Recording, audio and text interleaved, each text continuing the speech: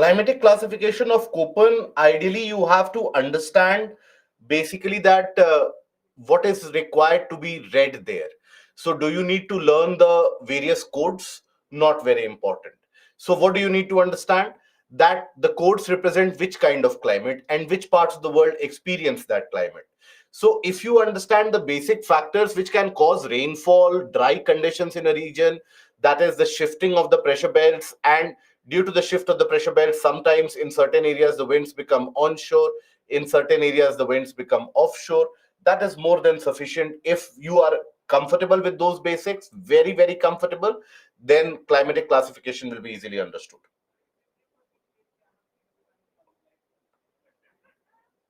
Okay. Agriculture is a part of geography. So can I take agriculture as an, because currently I'm doing MSc horticulture.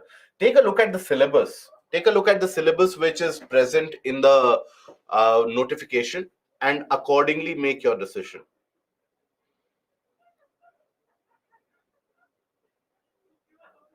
Uh, Dwepayan, when we talk about building of embankments, so that is where across the sides of the rivers you build a kind of a brick wall like structure which can contain excessive amount of water and not allow it to overflow. Sakshi, Saturday we are going to have an extra session from around 6:30 to roughly around 10. If required, we will extend it for some time, but around that time. Just a moment, guys.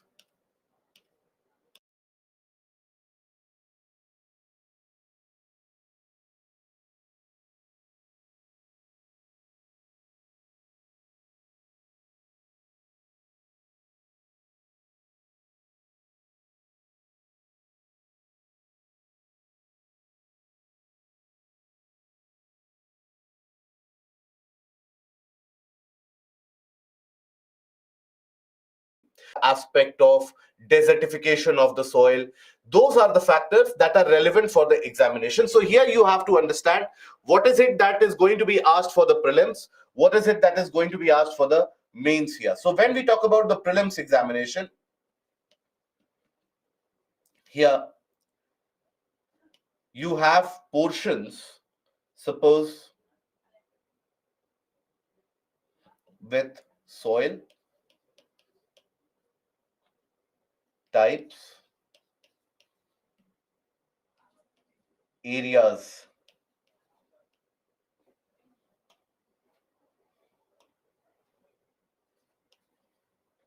where they are found,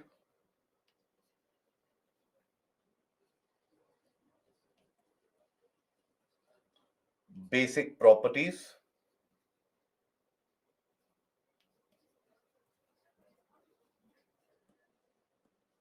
okay, and also along with that, basics of soil erosion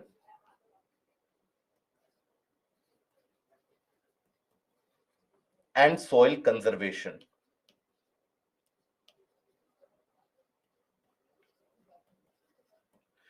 Okay, so that is a portion from which questions are oftentimes asked in the prelims examination. When we talk about the mains, in the mains examination, subjective questions are also asked from this area, and that is about the issues pertaining to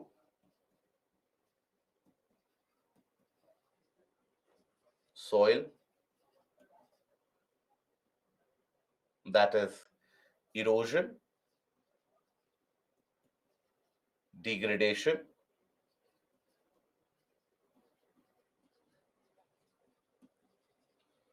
and how to conserve soil. Formation of soil, factors associated with the formation of soil.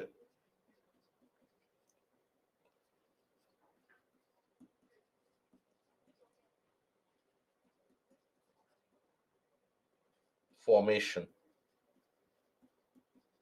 of soil. Okay. So these are the various different areas from where questions are frequently asked. Now, generally, UPSC is no longer restricted to asking questions which are very factual in nature when it comes to particularly the mains examination. So, in the mains examination, you need to have a broader view. You need to have a broader insight about why a particular region is experiencing an issue, or what are the various factors which are leading to soil degradation, how soil degradation can lead to desertification in the prolonged way. So that those are the factors that one has to concentrate upon. So here, one by one, we shall be taking a look at each of these relevant areas. But here also, in the case of forest, remember I had asked you that please read the forest after you have read the portion of Indian climate. Here, I would request you to read this particular portion of soil after you have read the physiography. Okay, please do it after the portion of physiography.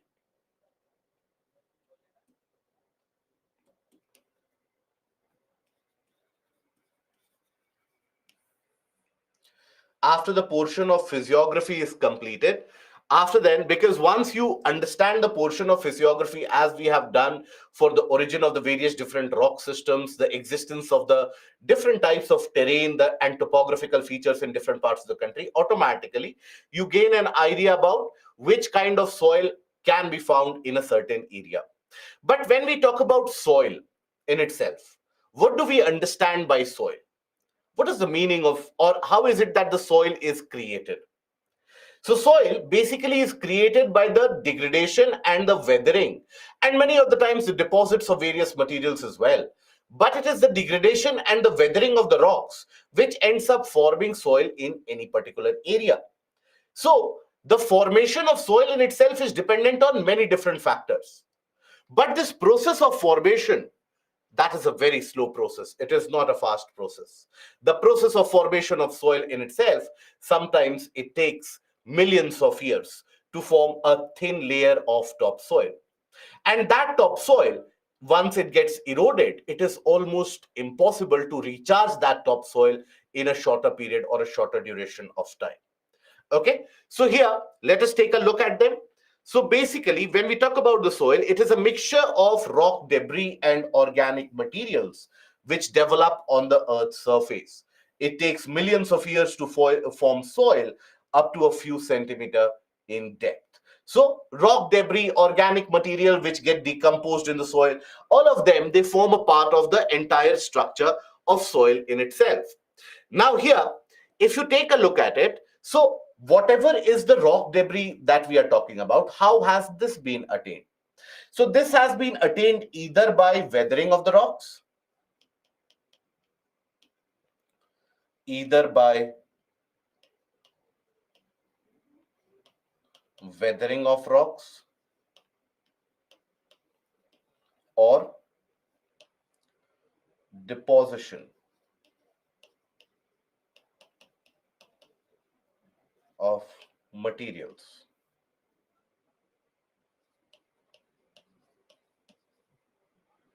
Deposition of eroded materials.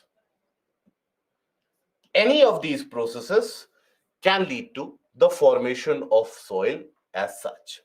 So here you will observe that it is a kind of a renewable natural resource. So in the sense that it keeps on getting produced. So the process, if I can make you familiar with that.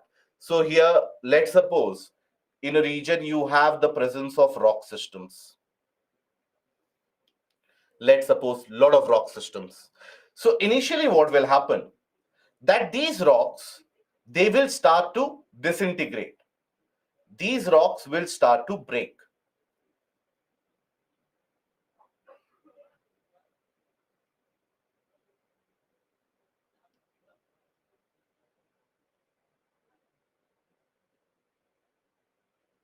Okay. Now, here, initially they break into many of the larger chunks. They won't break into many smaller parts. They will be breaking into the larger chunks, for suppose. As a result of weathering, of course. Okay. Now, When they break into these larger chunks, they will then be broken further again, maybe again in hundreds of years and so further. So they will again be broken here. Okay. And this continues, this process continues. So at the end of the entire process, which can span for hundreds or thousands and even millions of years, you come across a situation where at the bottom you will still observe, this is the soil horizon and the profile. So unweathered,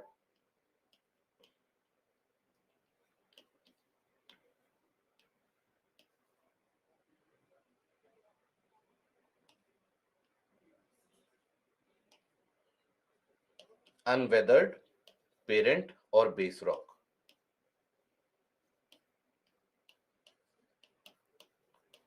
or base rock. Then above that you will have very large pieces.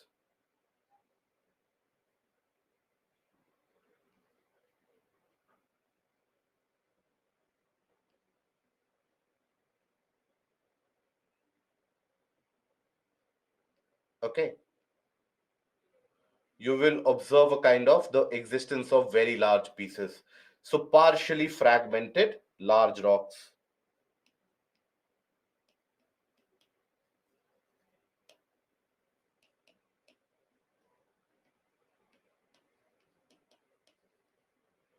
Large rocks, which is also a part of the fragmented base rocks in itself. This is nothing but the broken form of base rocks. Then further higher up, you have the larger subparticles of soil, larger pieces and particles of soil that is to be found here.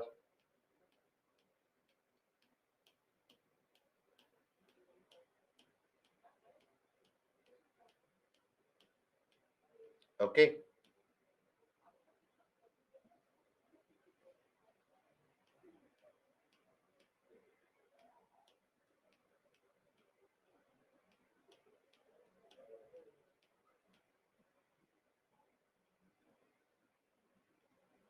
so you will have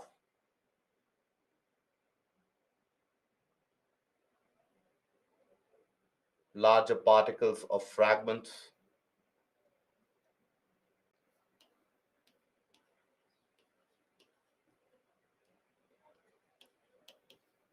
soil particles, which is also the subsoil as it is referred to. And this is your finest portion or the smallest particle, that is what we consider as the topsoil. It consists of various minerals plus organic materials or humus materials or humus. This fragmented, or rather than large rocks, let me write here parent rocks. Okay, so that is the how the entire soil profile appears to look like, appears to look like, to be arranged in various different horizons, and that is a feature that you will find. So it is a kind of a renewable natural resource and also a kind of a living system out there.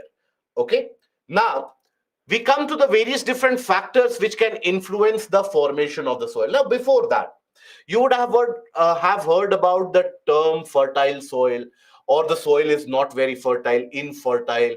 At another place, the soil is very fertile. At XYZ place, the soil is infertile.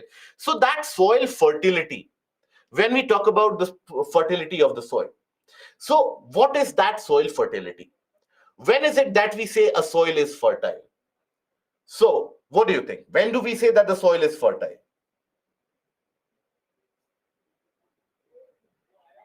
Humus, amount of mineral present. So if in a particular soil, let's suppose you have lot of cadmium and uranium, will that be considered to be a fertile soil? Good, Sakshi. So basically, the soil is rendered to be fertile or referred to as fertile when it can support the growth of vegetation. It can support the organic matter into it. So that is when the soil is considered to be fertile. Now, how does that ability to support those vegetation and those organic matter come into existence? So the soil should be rich in nitrogen, phosphate, potash. These are the macronutrients. Other than that, the soil should have fine particles. Or even if it doesn't have the fine particles, it should have the ability to trap air amongst itself and retain moisture within itself. So that capacity to retain air and moisture within itself, that is what is referred to as the soil fertility. So here, when we talk about fertility of soil,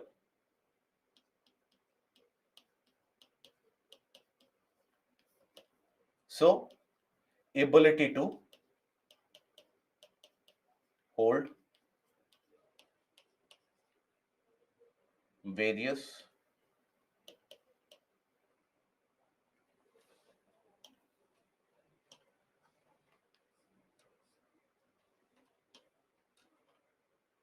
air and moisture amongst itself.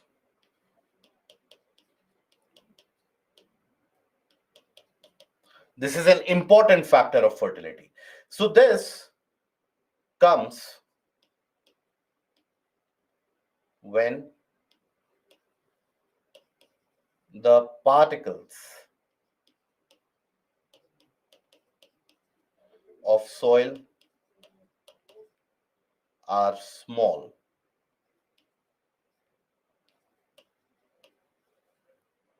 and fine. That is the requirement. Other than this, it needs to have certain macronutrients such as which are very important for the growth of the plants in general. So availability of nutrients such as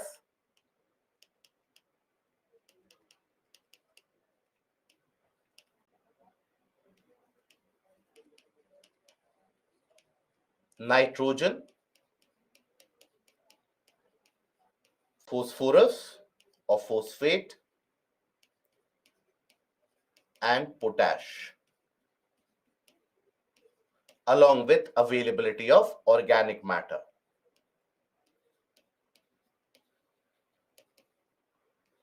Okay. So these are your basic requirements for a soil to be turning fertile. Now, nitrogen, generally across the world, you will find this as a common factor that across the world, all the soils, they are very poor in terms of the nitrogen content. And we have discussed about the reason for that. Why do you think that across the entirety of the world, majority of the soil types, they are poor in nitrogen content? What do you think? Good, Manikandan. Very good.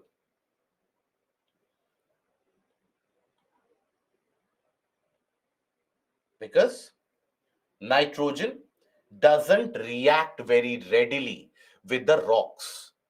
And that nitrogen, its inability to react readily, it is in inert state and it doesn't react readily with the rocks. So the rocks won't have many of the nitrates getting created. And when the rocks don't have many nitrates getting created, then obviously the final product that is not going to have the soil particles in, or the final product that is the soil particles, they will also be poor in nitrogen. That is why one of the most prevalent fertilizer which is used to augment the soil fertility is that of nitrogen fertility augmentation, and that is done with application of urea. So that is why urea is so significantly used. Now, urea is something which is manufactured in many of the cases with the help of the natural gas, as well as wherever you have fossil fuel. So you have fossil fuel based production of urea. India doesn't have a lot of capacity of fossil fuel, and fossil fuel generation is limited in India. So we are still very much dependent on the import of urea from abroad. So that is why it brings us a rising import bill for us as well. But we do provide nitrogen at a very subsidized rate, due to which you will find that the people end up, or the farming community in general, they end up applying nitrogen in, or urea in, overt quantities, right? It is available in a very cheaper or subsidized rate, and it is one of the fertilizers which is readily available. So people end up spraying it up, utilizing it up as max, to the extent as possible. Now that has also led to soil degradation. If you over apply the fertilizers, and understand this concept, if you over apply the fertilizers in the soil turns out to be infertile. Now here the common logic might play out in the sense that, okay, but the soil will require fertilizer. So if I am applying, rather than 1 kg, if I am applying 100 kg, how will the soil go bad? The soil should become much better. So that is not how it goes. If, let's suppose, every day, to give you a kind of an analogy, let's suppose if every day you require around 2 chapatis for consumption. Now, chapatis, or the food that you have, that is required for your self sustenance. So if someday someone, what they do is they shove over 400 chapatis inside you. Now, will you then be perfectly okay for 400 days or 200 days without requiring food anymore? No, you might die immediately. So that is the same case with the application or over application of fertilizers as well. When you over apply the fertilizers, all the macronutrients of the soil, they end up getting distorted, and you have various different organic matter, the microorganisms, etc. Now they start dying immediately. And that is when the soil starts becoming unproductive. So that is why excessive application of fertilizers is one of the chief causes for the soil turning out to be infertile. Okay. Now, here, when we talk about the process of formation, or the factors affecting the formation of the soil, so you have various different factors which will influence the soil formation and the soil property. Now, one of the important factors which will influence the soil property is the parent rock or the bedrock. What are the parent rocks or the bedrocks composed of? It is, after all, that degradation and weathering of that parent rock which will give rise to the soil. So what is it composed of? So here, provides or is responsible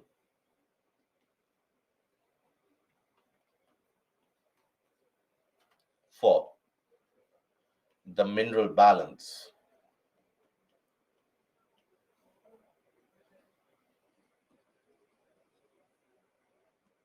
in soil. Okay. So it is responsible for the mineral balance and the mineral presence that you have in the soil. Is also responsible for the basic properties of the soil. Determines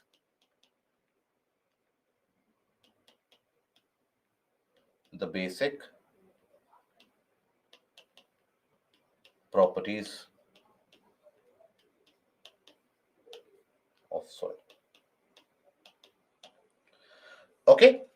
So here, when we talk about the examples of it, take the case of the Deccan traps. Now, Deccan traps, they consist of the flood basalt, the basaltic lava, which in a way spreads over a large area like a flood. So the Deccan traps is composed of flood basalt. Now that flood basalt, when it gets disintegrated or weathered, then what do you have? You have the presence of black soil.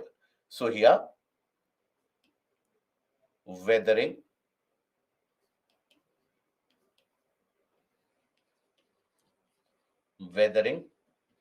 of flood basalt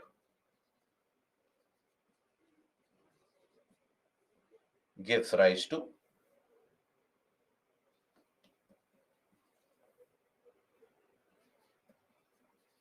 black soil.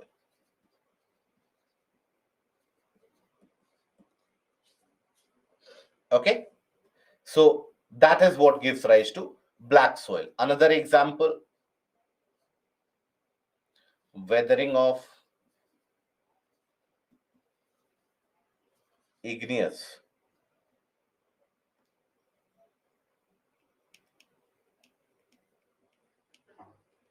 and metamorphic rocks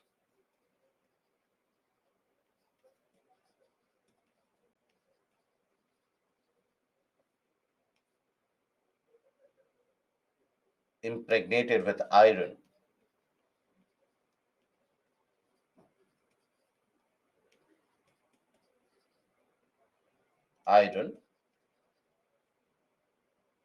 leads to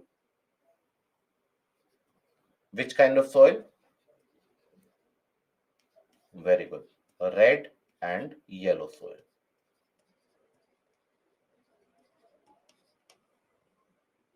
Okay.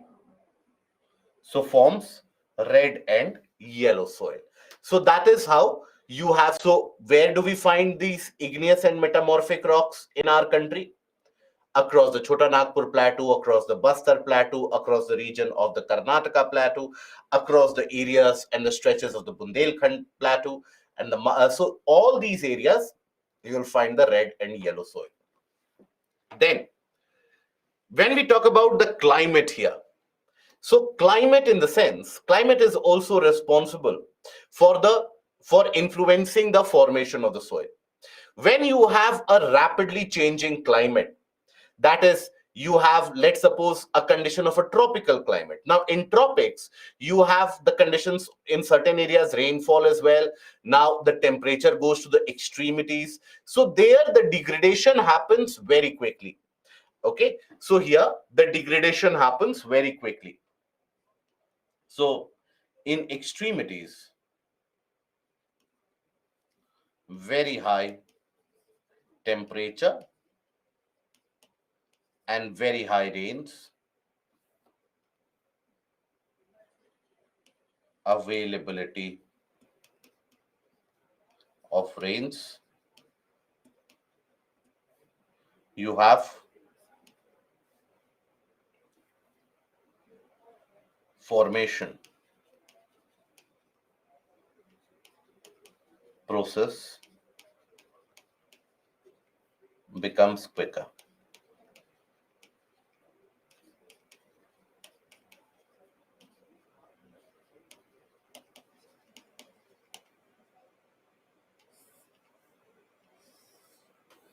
Okay, so why? Because the process of weathering is accelerated in that case. So process of weathering is accelerated.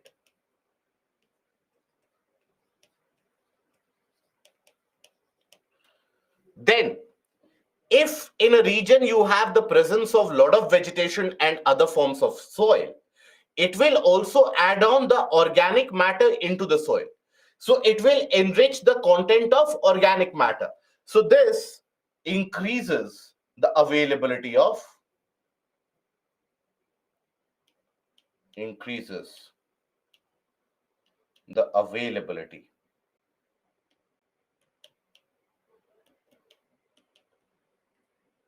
of organic matter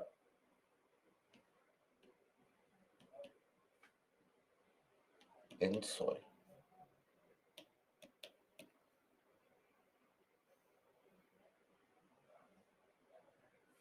Okay, and when you have increased amount of organic matter, the microorganism, the earthworms, etc., their count will grow up and the soil fertility also grows up. Now when we talk about time, so for example time, so how is it that time is a factor? So greater the time taken for the process of formation of the soil, finer will be the particles of the soil. Lesser the time taken for the formation of the soil, you will have larger particles of the soil which is available. So here, greater the time taken, finer is the particle. Finer is the particle means greater retention of air and moisture, something that we have seen here. So finer the particles, greater availability of air and moisture. So here, greater the time taken,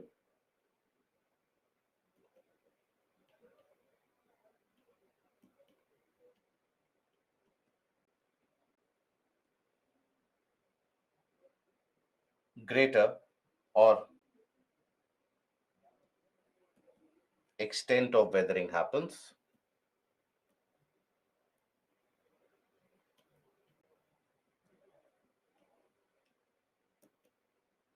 and that means availability of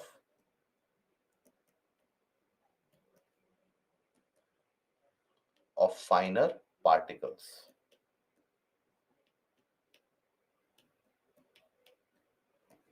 You will observe a greater availability of finer particles. Then actions of running water, wind, and glacier. So these actions, they will also end up eroding a particular area consisted of rocks. So whatever is eroded will eventually get deposited. So they carry out deposits of very fine particles. In the case of running water, you have the deposition of silt. In the case of glaciers, you have the deposition of till. Now these are very fine particles and also very rich in minerals because they are taken directly from the rock portions and the rock surface. So yeah, you will observe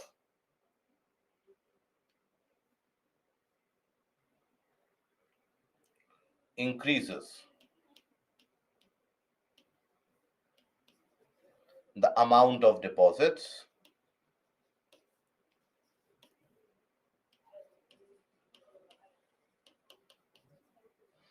okay, and these are fertile deposits, okay. The fertile deposits will be observed to be created. uh, in which time class will be held on Saturday? So the extra session for Saturday will be held from around 6:30 in the morning, and we will have that. And we are, as I had also told you for the previous couple of classes, that we are arranging a doubt clearing session, a separate session only for the doubts that you have in the entirety of the subject of geography that we have covered. So do accumulate your doubts. We will send you a request for submission of those doubts as well. So you submit those doubts, and then in the doubt clearing session, we will be addressing any kind of doubts that we have. Now, by any kind of doubts, I don't mean the doubt pertaining to Chandrayaan 3. I mean the doubts associated with the portion of geography, any portion of geography, any kind of doubts that you have. You would have read almost all the portions would have been covered by now. So do accumulate those doubts, and we will send it over to you with the details of when that session will be held, and you send over those doubts to us, and those will be addressed. Okay, 6:30 in the morning, yes, is the extra session. That is not the doubt clearing session. Doubt clearing session is different. Tomorrow there is a class. Absolutely, yes. Okay, tomorrow there is a class. This Saturday, early morning, we will have an extra session. Okay, 7:30 a.m. would be better. Why not then 10:30 a.m.? 10:30 a.m. would also be better. So please understand, there are various different issues at hand. So many of the candidates, they need to carry out further activities after that. So that is why. So we'll have 6:30, okay, the extra session from 6:30 a.m. on Saturday. Now, then the activity of the decomposers that you have, that is, you have the various different types of decomposers, and decomposition process also, when you study in the portion of your environment and ecology, decomposition process in itself is comprised of various different stages. It is comprised of 5 different sets of stages. So you have fragmentation, then you have leaching, then you have catabolism, then you have humification, then you have mineralization. It is carried out by variety of species out there. So these decomposers also enhance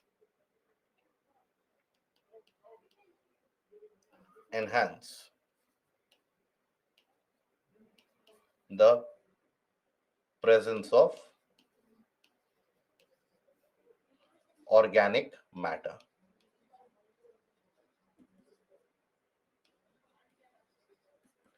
Here, rather than enhance, you can have a better term, that is influence.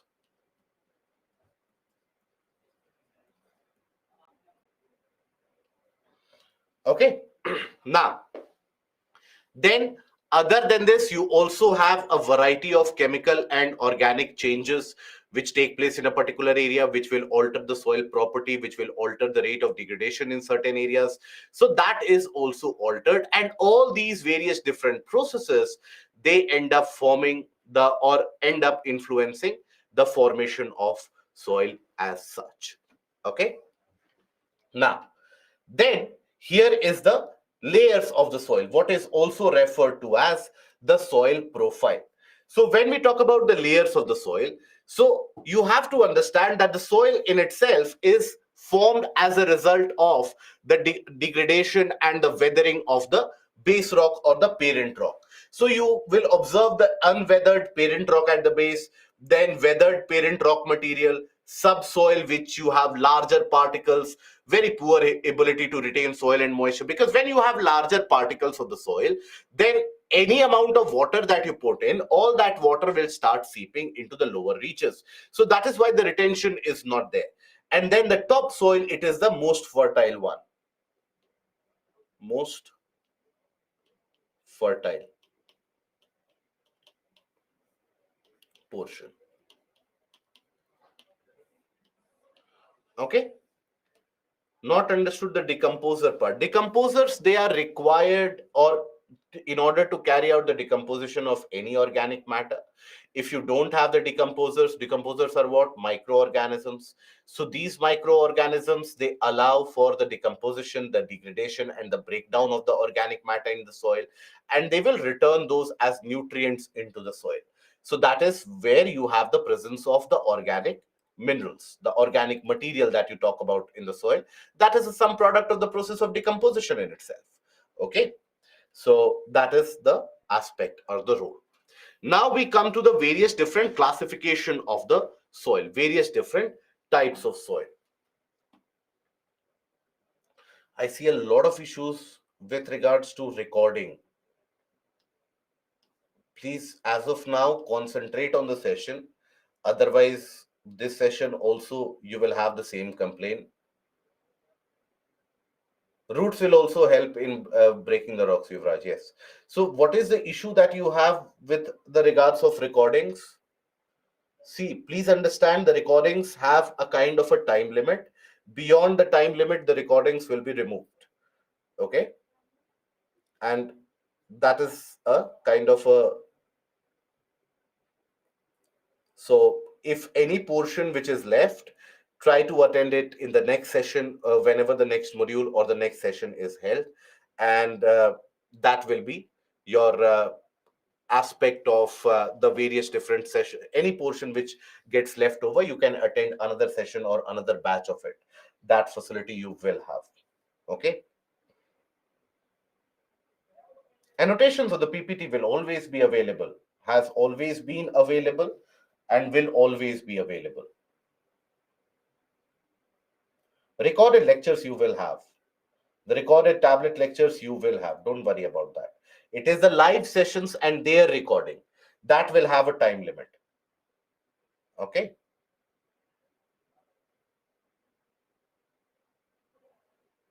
Right. Okay. Now we come back. So ideally, always advisable to pay attention in the session when the session is going on. I think once you complete a particular session, that is more than sufficient for your overall understanding, right? And then you can switch over to the portion of the tablet as well. Tablet lectures are anyways there. That is the recording portion which is anyways available to you. Understand that. So you have the availability of the tablet lectures, you have the live sessions as well. So you can always augment that for your preparation. Okay. Now, okay, how many of us have not understood that the portion of decomposers? It is very simple, guys. Do we know the meaning of decomposition? What is decomposition? Do we know the meaning? What is decomposition? No?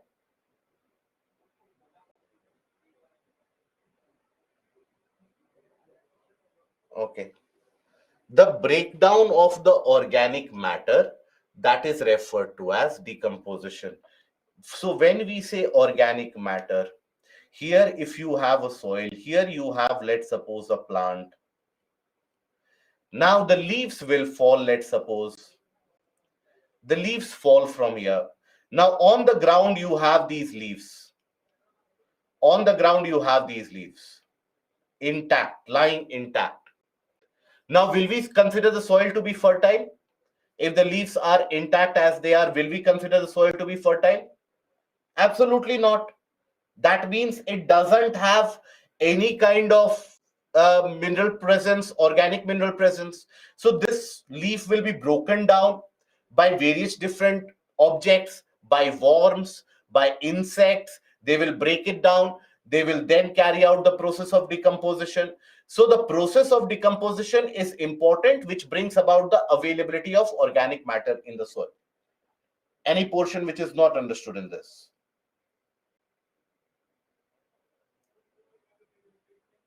Plant was there, so it was already fertile? Not necessarily.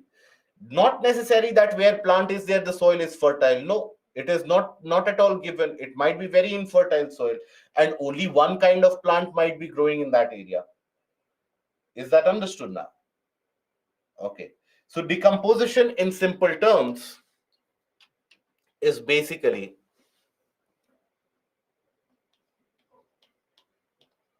when we talk about decomposition, you will study it in environment in significant detail about the, you have various stages of decomposition as well. So I will just list out those stages. I won't be explaining them as of now. So you have the various stages in which the organic matter is broken down. So this is the breaking down of the organic matter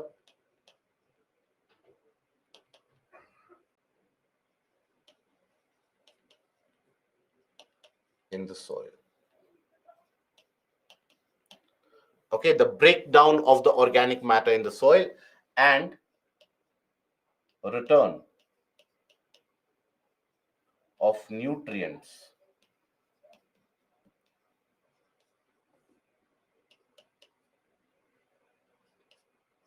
to the soil. So you have various different stages of decomposition. You have fragmentation, you have leaching, you have catabolism, you have humification, and then you have mineralization.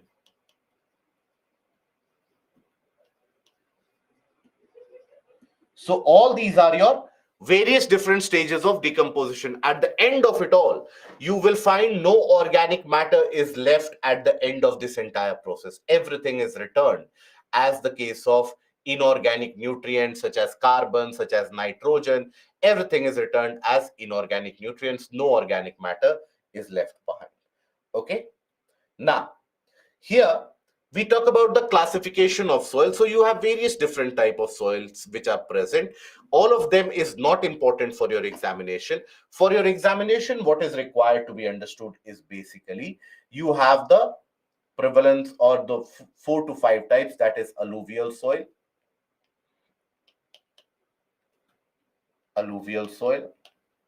then black soil, red and yellow soil,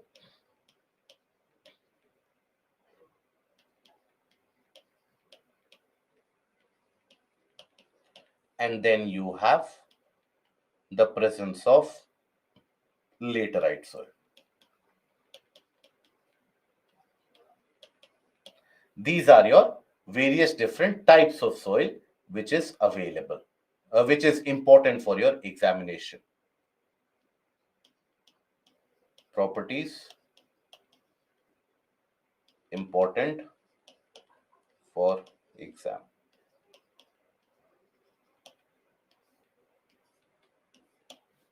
So that is the case of the basic soil types that you need to be concentrating upon. Overall, just understand that in our case, the soil in across the country is generally going to be very poor in terms of nitrogen content.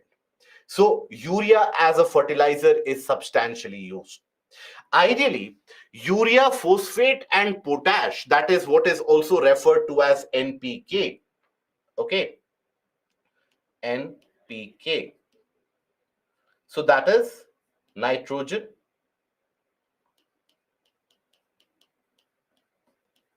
phosphate,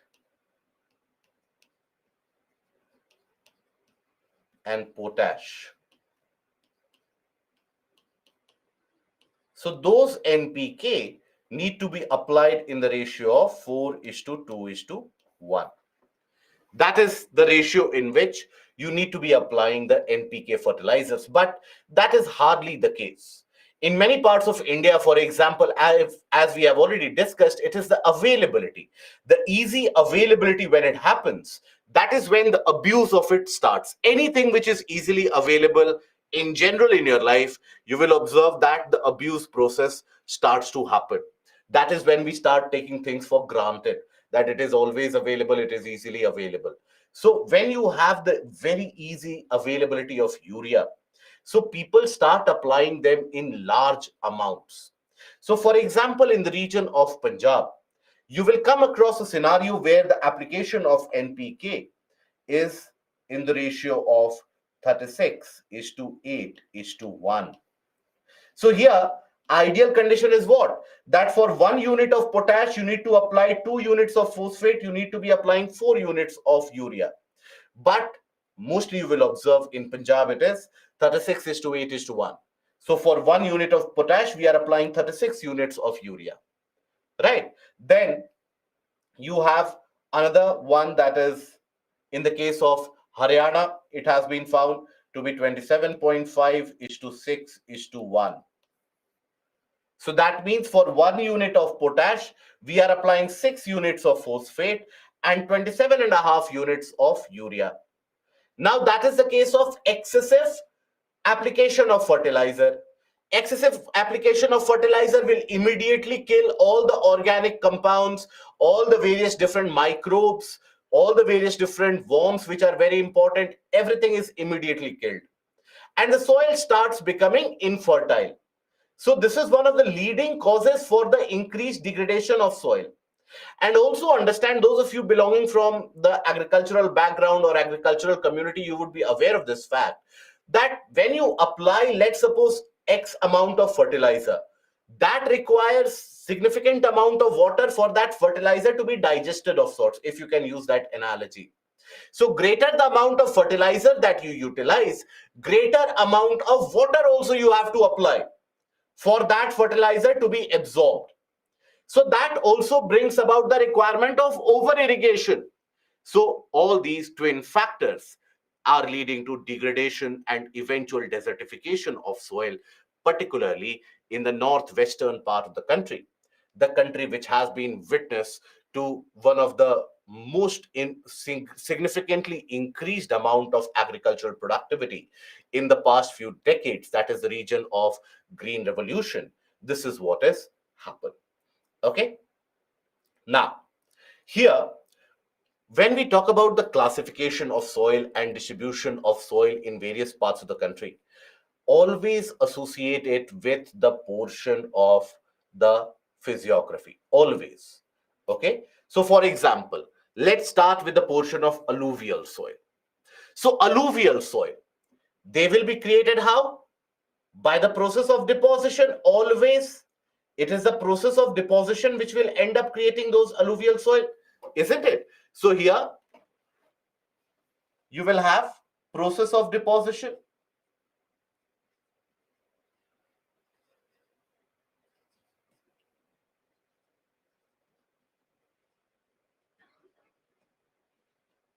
and this process of deposition means what? Carried by the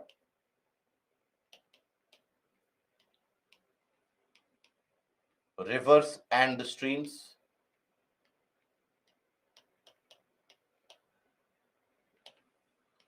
Carried over by the various different rivers and streams out there. That is basically the requirement and that is the necessity here.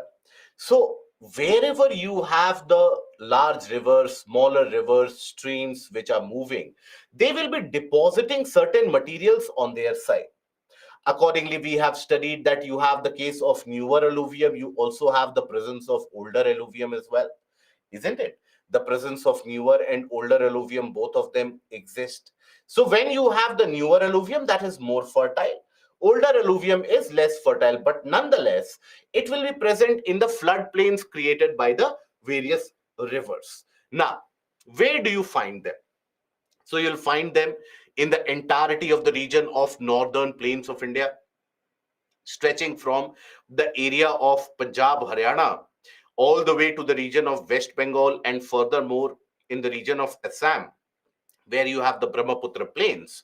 All of them will form a part where you will have the predominance of alluvial soil. Then you have the small streams originating from the Aravalis. They will also end up depositing alluvial soil in the region, Rajasthan, Bagar as it is referred to. Then, furthermore, in the region of Gujarat, also you will have various different rivers and streams. So, in a narrow patch, there also you will have the presence of alluvial soil. So, alluvial soil is spread over. Then, the coastal plains that you have, coastal plains will also have deposits, eastern and the western coastal plain. So, Malabar coastline. Then, across the entirety of the eastern coastline, you have Mahanadi, Godavari, Krishna, Kaveri. All of them will form very fertile deltas. So there also you will have the presence of alluvial soil. So all of that is the area for the alluvial soil. So rather than learning the aerial spread, so people, they have a habit, candidates, they have a habit that they will read this and they will start learning each and every of this. Okay, Rajasthan, Gujarat, UP, Bihar, then in okay, I forgot Odisha. So Odisha, Rajasthan. So don't learn this process. Don't be like a kind of a parrot. Okay, what you can try to do is understand where that deposition will happen. Accordingly, there will be alluvial soil in that case. So Rajasthan and Gujarat in certain parts, entire northern plains, eastern coastal plains, particularly the deltas of the various different rivers, these are abundant with alluvial soil. These alluvial soil, they are very, very fertile. Okay, they are found to be very fertile. So in the flood plains, wherever, and for example, whenever you have floods, recurrent floods, so recurrent floods, will they carry out greater amount of deposition, yes or not? What do you think? Yes, perfect. So recurrent floods will cause significant amount of deposition, so that will also end up depositing a lot of alluvial soil out there. So that is where you have the presence of alluvial soil, and this is fertile. Now here, will you be able to find some amount of organic matter or no organic matter at all? What do you think? Some amount of organic matter can be found or not to be found? It will be found, because it can happen that in the process of erosion and deposition, some amount of organic matter is also carried out in the process. So these are depositional soil. Okay, I did come across a very unique question. Flood is coming in Bihar every year, so why alluvial soil are not found in Bihar? If I can ask you the question, where is your source of information that Bihar doesn't have alluvial soil? Is that based upon a particular source, or is it something that you have come to a conclusion on your own? Because the entirety of the state of Bihar, other than the southwestern stretches where you have the Kaimur Hills and some part in the south central southern Bihar, which is surrounded by the northern portion of the Chota Nagpur Plateau, the entirety of the state of Bihar is constituted of nothing but alluvial soil. So that is why, again, I will ask you, where do you get these sources of information that Bihar doesn't have alluvial soil? If whichever source is there, all I am requesting you is, don't name the source. You have my mail ID. Please forward those sources of information. Okay, because that is a kind of an enlightenment. which is there. So please don't get under this misconception. UP, Bihar, West Bengal, then the region of Punjab, Haryana, Assam, their entire economy, my dear friend, is dependent on the presence of alluvial soil. The entire population distribution in that area is impacted due to the presence of alluvial soil. Okay, so I hope now that is clear. Okay, yes, the entire concept of 4 deep that we studied. So here, when we talk about the alluvial soil, these are depositional soils that is created as a result of deposition. They are transported and deposited by the rivers and streams, that is the Himalayan rivers and streams. So according to the age, closer to the river channel, closer to the river stream, you will find the presence of newer alluvium, which gets deposited every time and every year, every week, for example. Further away and far away from the river channel, in the floodplains, you will find the presence of older alluvium, larger particles, isn't it? So that is where you have the Bangar and the Khadar. And we have seen that you have Khadar as the Khadar is what? Khadar is the newer alluvium, is more fertile. More fertile. Here you will have finer particles.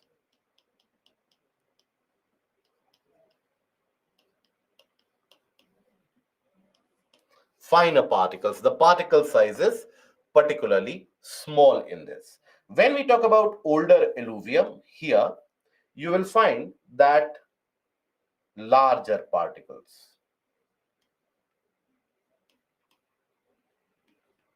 Coarse-grained particles. Less fertile.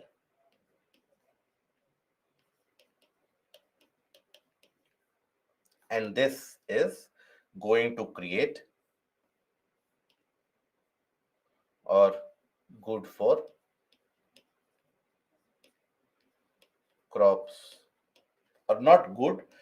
It is the fine particle soil which is good for crops. There can sustain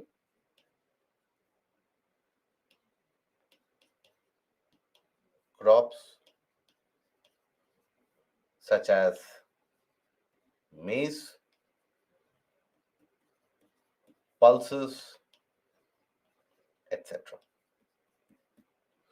Okay, so that is the property of the alluvial soil. It represents almost 40% of the surface soil across the entirety of the country. Yes, even millets can be grown in this older alluvium, even millets, right? Millets also, oil seeds also.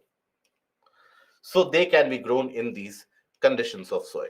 So these are present almost in the region around 40% of the aerial coverage of the country. So observe here, the entire stretch, wherever deposition can be carried out and is carried out by the rivers, this entire stretch will be dominated by the presence of alluvial soil in itself.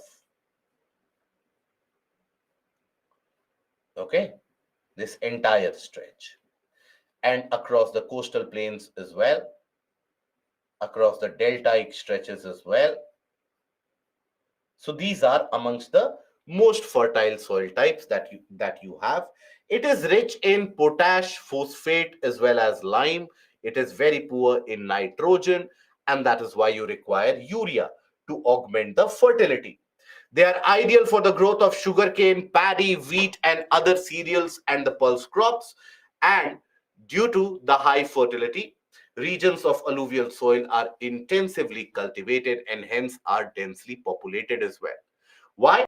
Because the fertility is so high, you will have a larger section of the population trying to indulge in agricultural activities. So you will have a lot of people settling in and around the same area. Small fragments of the land will be available for each one of them, and hence these are densely populated. So across the world as well, wherever you find the availability of alluvial soil deposits, there you will find an increased population as well. right? The density of population will be very high, be it the Nile Delta. Okay, Nile Delta in Africa also significantly populated. Okay, be it in the case of the eastern coastal part of China, many parts. So when you talk about China, the large population, a larger section of population is restricted across the eastern side. Western rocky areas are largely deserted. So that is because you have a substantial section of population living there around the deposits, because their agriculture as an economic activity is supported, and there you will have the population living there. Okay, now then we come over to black soil. So when we talk about black soil, they are also referred to as regular soil or the cotton soil, because they end up supporting the growth of the cotton crop. But this black soil is formed by the degradation or the weathering of the flood basalt, right? The basaltic lava that you have. So formed by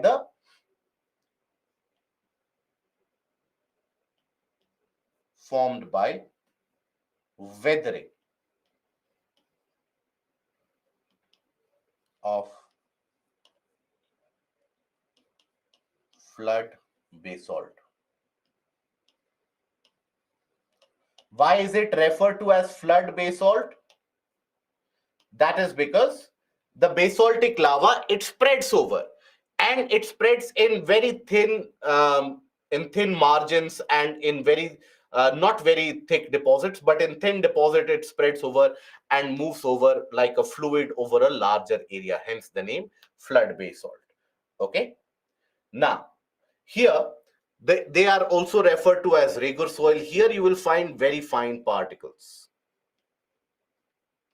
very fine particles. Now, will this soil have the presence of organic matter in this? Yes or no?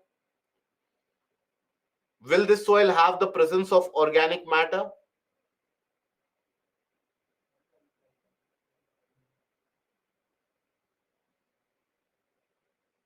Okay.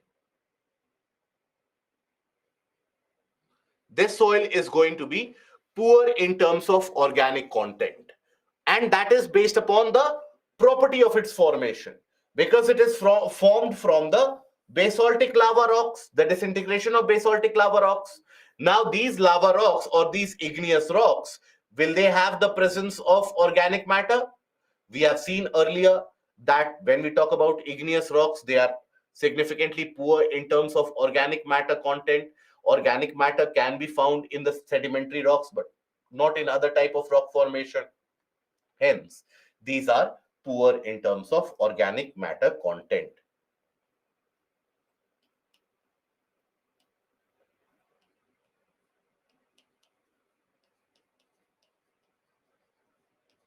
of organic matter.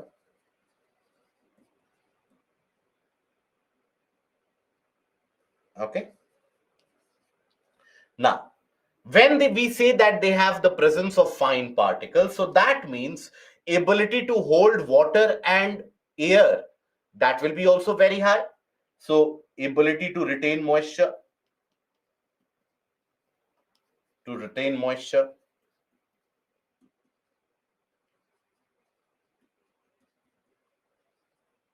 is very high. Okay, that ability to retain moisture is very, very high. It is ideal for growing cotton and is also referred to as the black cotton soil. So climatic conditions along with the parent rock material are the important factors for the formation of the black soil. Okay, now here you will observe it is something which is very typical of the Deccan Trap region spread over the northwest Deccan Plateau, which is made up of the lava flows. Even in the region of the Malva Plateau lies slightly to the north of the Vindhyas. There also you will find the presence of this black soil. Okay, also found in the region of Malva Plateau.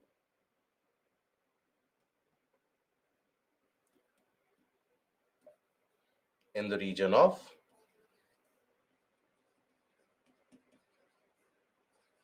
Malva Plateau.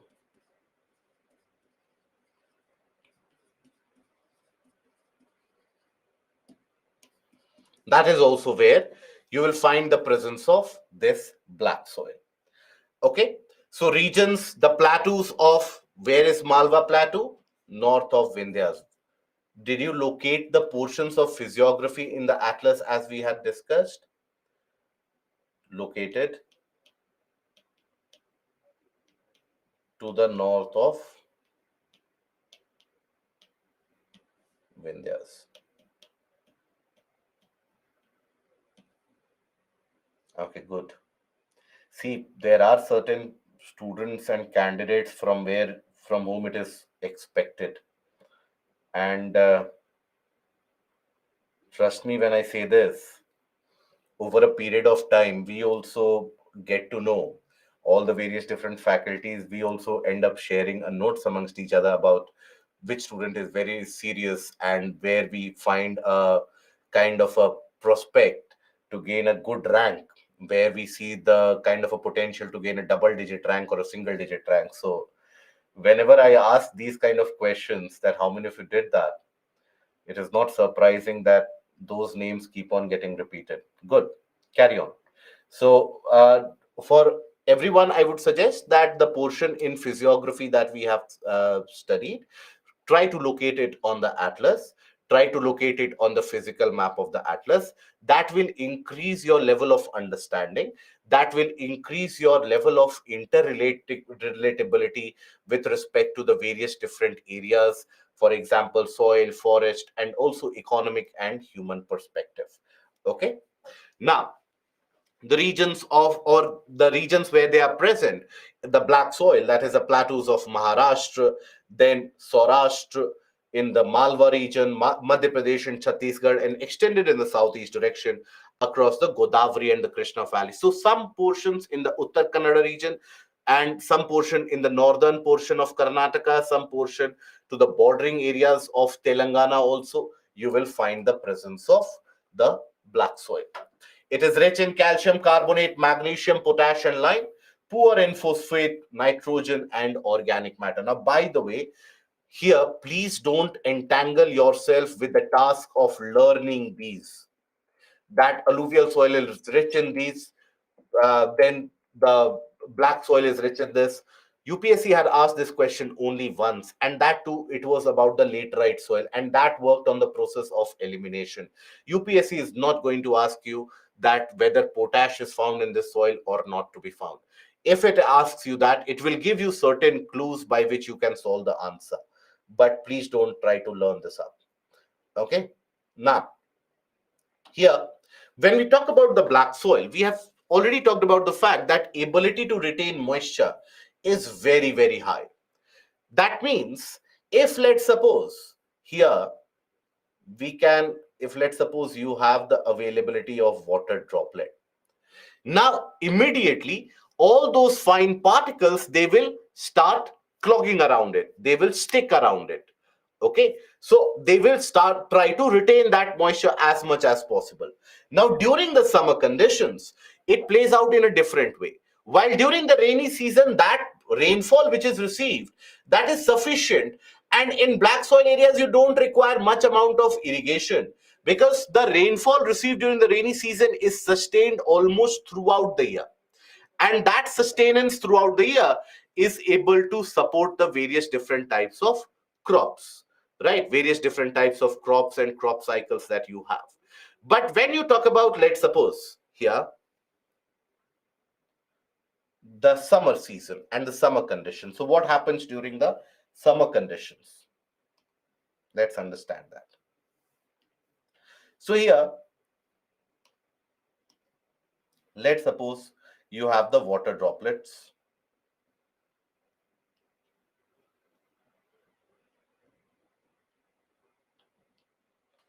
Now, what will begin to happen is that immediately you will observe that the soil particles all around it, they will start to clump.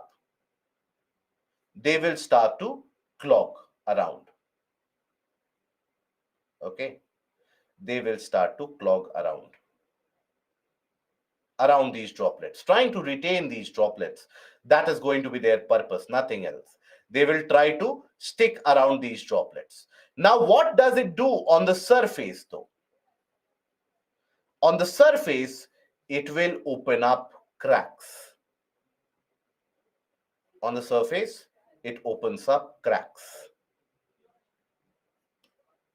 Okay, so here this opens up cracks on, and that happens during the dry season where you have a limited availability of water droplets. That is where they will come together in certain patches. So that is where during the summer season it naturally opens up cracks, and cracks, when they appear, they will allow the percolation or the penetration of oxygen, air into the lower portion of the soil, increasing the organic content in certain cases, or otherwise increasing the air availability, because the roots also require the availability of air. So greater the amount of air which is held inside the soil, better it is for the plant productivity. So that is why we carry out the process of plowing or tilling. So plowing or tilling of soil, while it has got certain disadvantages, that you uproot the lower portion of the soil, so the soil moisture will be lost, but in general what you observe is that when you till or plow the soil, that is when the lower portion, or in general you allow the percolation of air to the lower region, which will be able to support the plant growth for a longer period of time. So this process of natural opening of cracks during the summer season, this is what is also referred to as the self-plowing characteristic of the soil. So here you will observe these cracks which are available. Okay, cracks which are available. So during the dry season, these soil, they develop wide cracks, which helps in the proper aeration of the soil, percolation of air in the lower regions. Thus, there occurs a kind of a self-plowing. Okay, now why does that happen? Because of slow absorption and loss of moisture, and because of this the soil is able to retain moisture for a very, very long period of time. It helps sustain the crops as well, particularly the cotton crop, which is planted after and during the monsoon season, that can sustain itself without much requirement of irrigation. So here you can also carry out a process of farming which is referred to as dry land farming. Dryland farming is a kind of an agriculture where you don't require the availability of irrigation methods, where you are dependent on the rainfall, and that rainfall will be sufficient. Okay, so dryland farming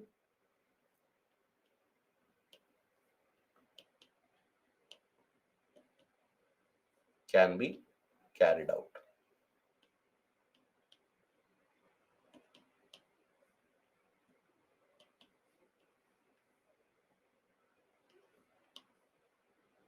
Okay, so that availability or ability of self-plowing is what, where it starts to develop large cracks. It opens up large cracks because wherever in summer season you have very limited amount of moisture, so moisture will be present in certain areas or in certain specks and particles itself. It will not have a uniform distribution.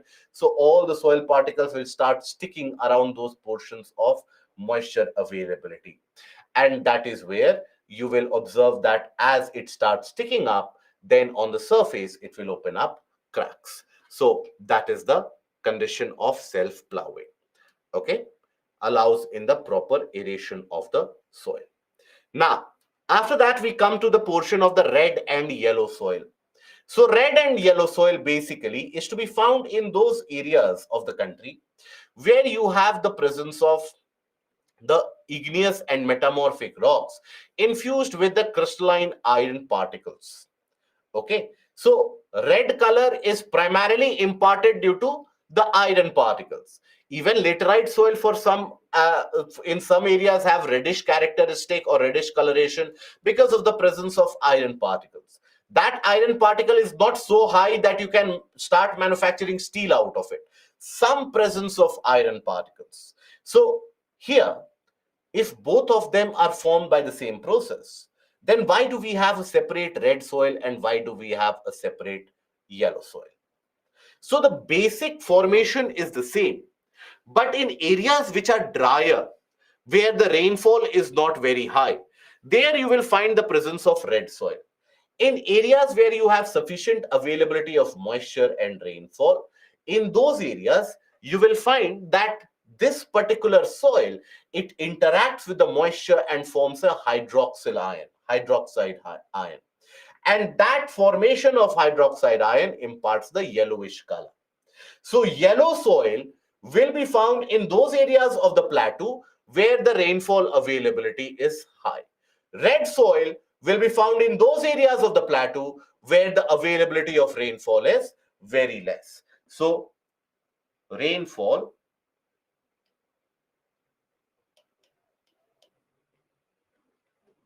in high amount of rainfall causes hydration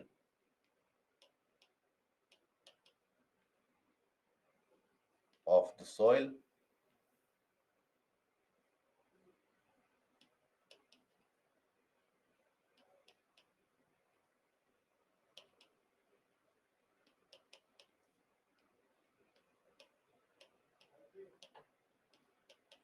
okay, turning it yellow. So it develops on crystalline igneous areas, rock areas of low rainfall in the eastern and the southern part of Deccan Plateau, and also the Piedmont zone of the Western Ghats, generally in the leeward side. That is, Piedmont means immediately along the region of the foothills on the leeward side, which is going to be dry. Now, if I ask you, will this be rich in organic matter or not? What do you think?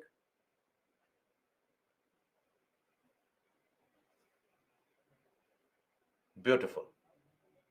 It will be poor in organic matter, and that is because it has been created as a result of the degradation of the igneous rock. Igneous rocks themselves, they are poor in organic matter, so the soil type will also be poor in organic content. Okay, you told less amount of rainfall is red soil. Yes, that is true. Less amount of areas of low rainfall is where you have the red soil. And here the Piedmont zone that we are talking about, we are talking about the leeward side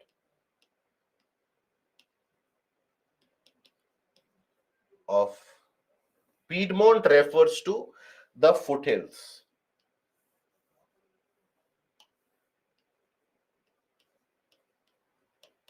regions of foothills along the leeward side.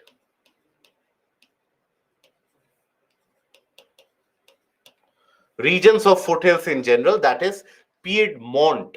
It is made up of two words, Pied and Mont. Mont here refers to generally mountain.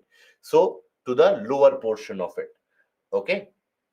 Hydration means forms a hydroxide. Okay. So these are also to be found in the areas around the region of Bundelkhand, areas around Chhattisgarh, Jharkhand, Odisha, Karnataka.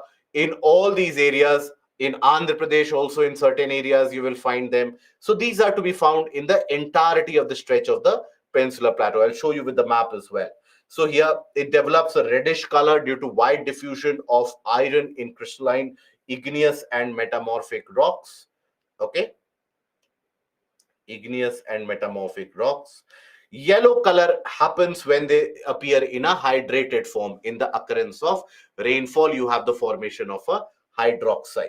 Then, the fine grained red and yellow soil are normally fertile, whereas coarse grained soil found in drier regions, they are poor in fertility. Coarse grain means larger particles. Why are they poor in fertility?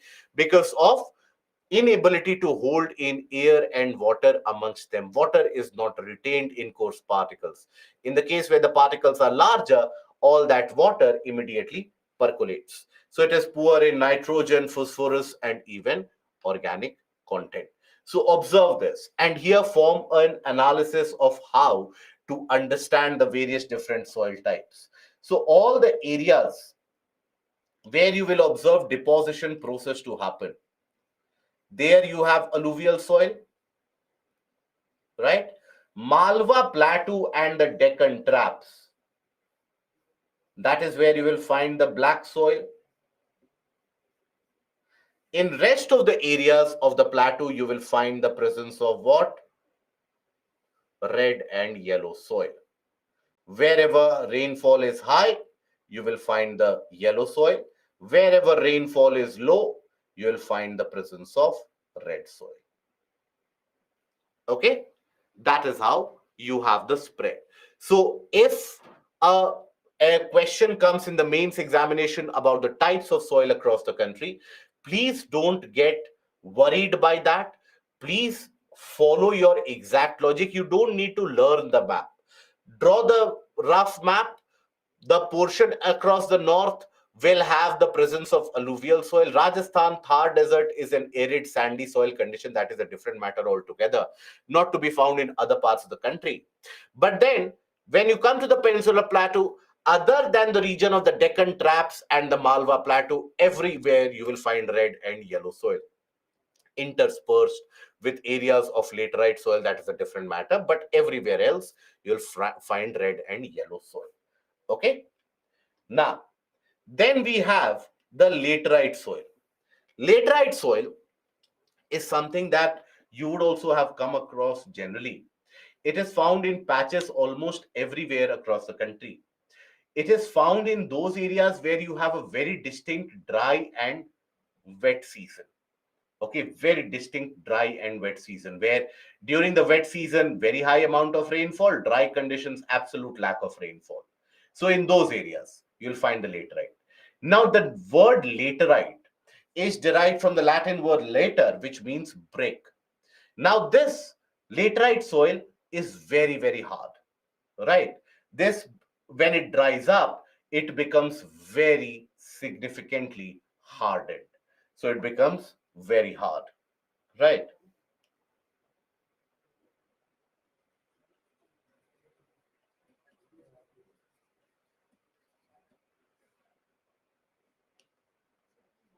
Becomes very hard. But in Chhattisgarh, no volcano erupts. Okay. So that means a volcanic eruption happens in Jharkhand and Karnataka and Telangana. Can you tell me the last time that you heard in the news story that a volcanic eruption has happened in Jharkhand and and in the region of Karnataka? If your query is that in Chhattisgarh no volcanic eruption is happening, but why is it the red soil?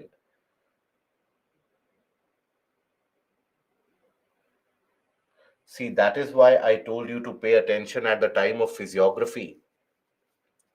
The portion is the aspect of it is that these are the individual, the formation of the Peninsular Plateau in itself has happened because of volcanic eruption. Okay, even Chhattisgarh, the region that you are so sure of that there is no volcanic eruption, it is true that for many millions of years there has not been a volcanic eruption, but the formation of all the rocks that you see around you, how did they get created? When you step outside your house and you look at all these large rocks, what do you think, how did they get created? Or have you never thought about it at all? So if never thought about it, it's different matter altogether. But think about it. All of them have been created as a result of the volcanic eruption. Most of you would remember the portion of the Bastar Craton and the Chota Nagpur Craton, the Bundelkhand Craton that we discussed. Most of you would remember that. So how were those cratons created? As a result of volcanic eruption. Are we comfortable with that? Right? So are we comfortable with the spread of the red and yellow soil because of that? Okay, good. Now, then here, why it becomes very hard, why it becomes so, it is one of the most infertile soil out there. It develops under tropical and subtropical climate with alternate wet and dry season. There has to have an alternate wet and dry season in existence. That is the creation of the laterite soil. So here what actually happens is that, let's suppose this is the soil. Okay, now, in the condition of excess amount of rainfall, very high amount of rainfall. Now the soil naturally will have certain minerals, certain nutrients out there. Okay. But in the case when the rainfall is very high, let's suppose these are your nutrients out there.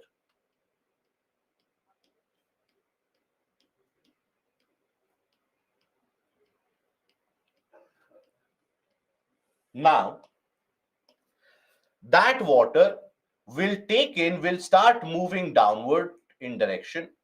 It will start dissolving the materials. It will start moving down. So all the materials will be dissolved by the water and it will be drained into the subsection. So all those materials which the water would have drained will accumulate in the layer underneath. So accumulation of nutrients.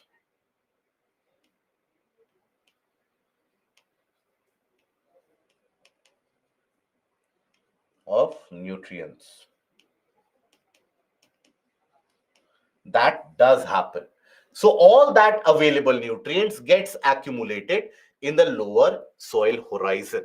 So you will definitely observe the accumulation of nutrients. So the soil is drained out of nutrients. It moves down by a process which you refer to as leaching. This is the process which is referred to as leaching. Okay, the downward movement of nutrients along with water. Downward movement of nutrients along with water.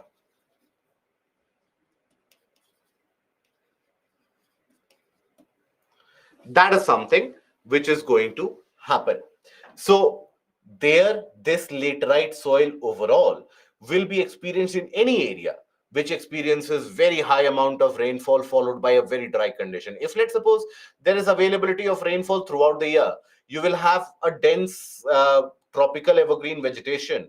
There the soil fertility again follows a very different dynamics that you confront and you study in the portion of environment ecology.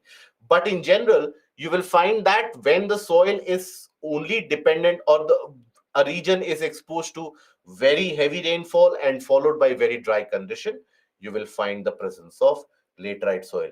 So here it develops under the tropical and subtropical. Now this is largely used for brick making. Now this soil is considered to be infertile because all the nutrients have come to the lower level. However, with the help of proper soil conservation techniques, particularly in the region and stretches of Tamil Nadu, Karnataka, some parts of Andhra Pradesh, and also Kerala, there is an increased growth of crops. So, for example, in certain parts of Kerala, you have the laterite soil which is brought under conservation reclamation, and then it is used for growing crops such as the plantation crops such as tea and coffee. In the region around Tamil Nadu and Andhra Pradesh, there also it is used for tea and coffee, but also in Andhra Pradesh, it can be used for growth of crops such as tapioca. So if conservation methods are carried out, if proper conservation methods are carried out, this soil can be reclaimed, can be brought to productive utility as well. Okay, cashew also. Yes, Nikki, correct. Now, here basically you will observe that how all the above region of the soil is drained out of nutrients and all those nutrients have accumulated here. So when all the salts have been drained out, the soil will be acidic. Okay, so poor in nitrogen, phosphate, and calcium.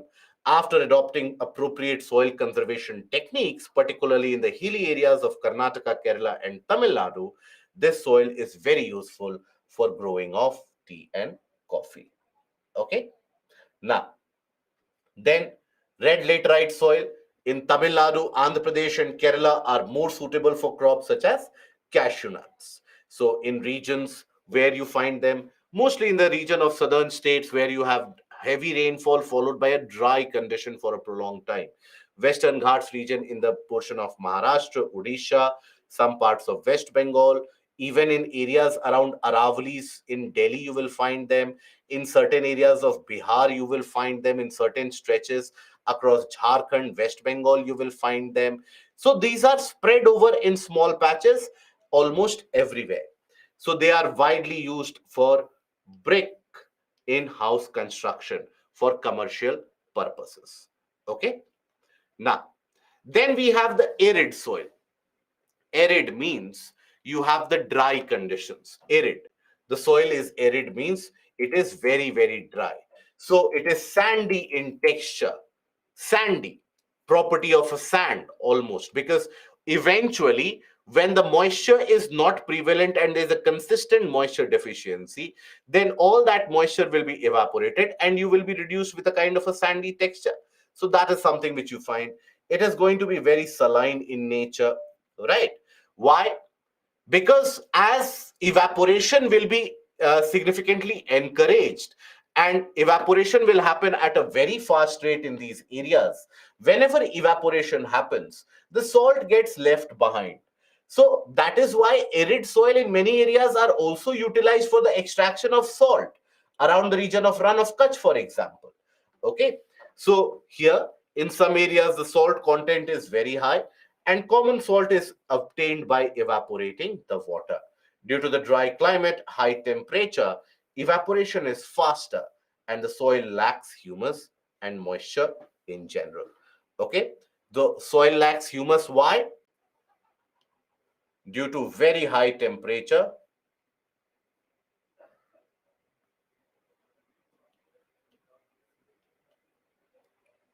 due to very high temperature, decomposition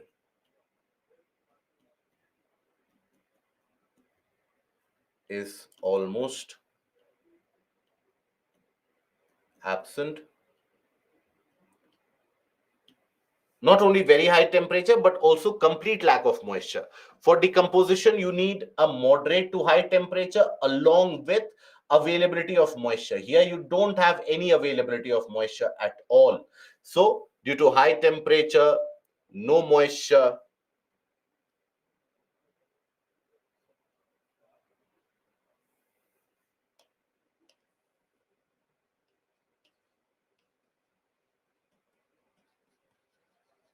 no moisture, that is where you will observe that decomposition is almost absent and hence it lacks the organic content. Nitrogen is insufficient and phosphate is normal.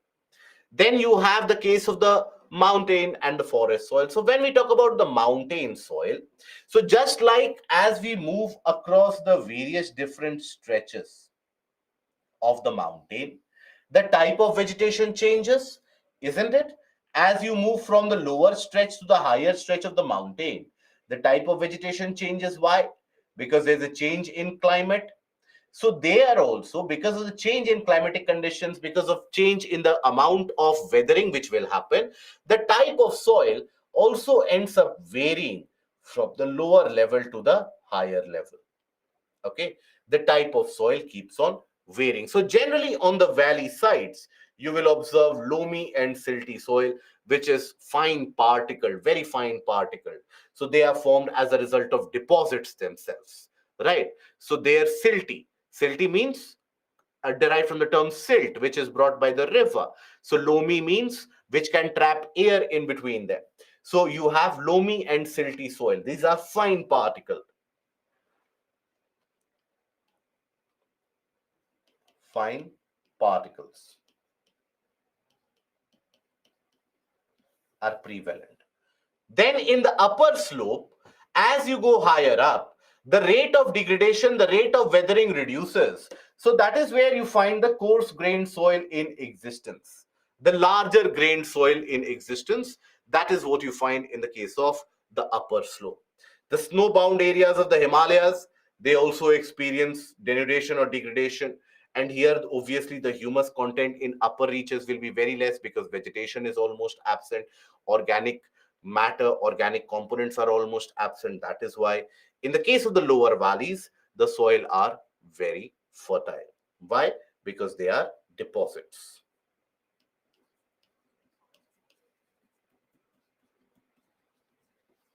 In nature. Okay. Then we have the saline soil. And Sayed, laterite soil, which you have mentioned as lascent soil, is available where monsoon is intense and summers are also extreme. However, coastal areas like Maharashtra, they does not undergo extremities. So Maharashtra, not regularly in the coastal areas, but interspersed across the leeward side in certain stretches, and Vidarbha region. Vidarbha region is dominated by that. Certain stretches of the Sayadris, there also you will find that the summer is very, very dry. So there also you will find that. Okay. Denudation means weathering, erosion, those factors. Okay. Now, difference between humus and moisture. Humus is the organic component. Moisture is the availability of liquid water droplets. So then we have the presence of saline soil. Saline soil, which is also referred to as the Usar soil, because this is very infertile. Okay, this is heavily infertile. This is largely an outcome of high amount of over irrigation. You would have come across a practice in many of the places. You would have seen that people have this kind of an innate practice where they find that, okay, who will water the plants on a daily basis? Let me pour one bucket of water in the first day itself. It will be more than sufficient for the rest of the year, right? So you will find the people, they open up the tap water, and from the pipe the water keeps on draining into the ground, keeps on accumulating. Now, if ever you would have observed these areas, you can try this at your home as well. Any of the old flowering pots that you have, or in your backyard, anywhere. Now, there, some amount of water that you pour, that water will be absorbed. But if you keep on pouring it in the soil, and then you will find that there is a whitish kind of a pattern which develops on water. When water evaporates, it leaves behind those whitish pattern on the soil as well. What is that? That is basically your salts. Salts which have come from the lower portion of the soil by the result of the capillary action. So what happens here is that, let's suppose here, when you have soil, let's suppose you have excess amount of rainfall.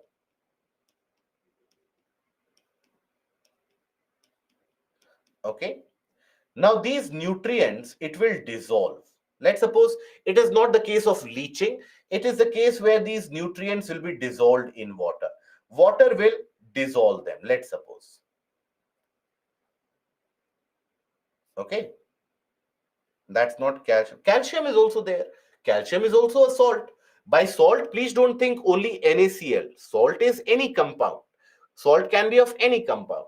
So here, now after the rainfall has abated, or let's suppose the irrigation part you have closed down, now all that excess water will start to evaporate. All that excess water will start to evaporate. But when the evaporation happens, only the water droplets will evaporate. The salt particles now have been brought up and will get deposited on the top surface.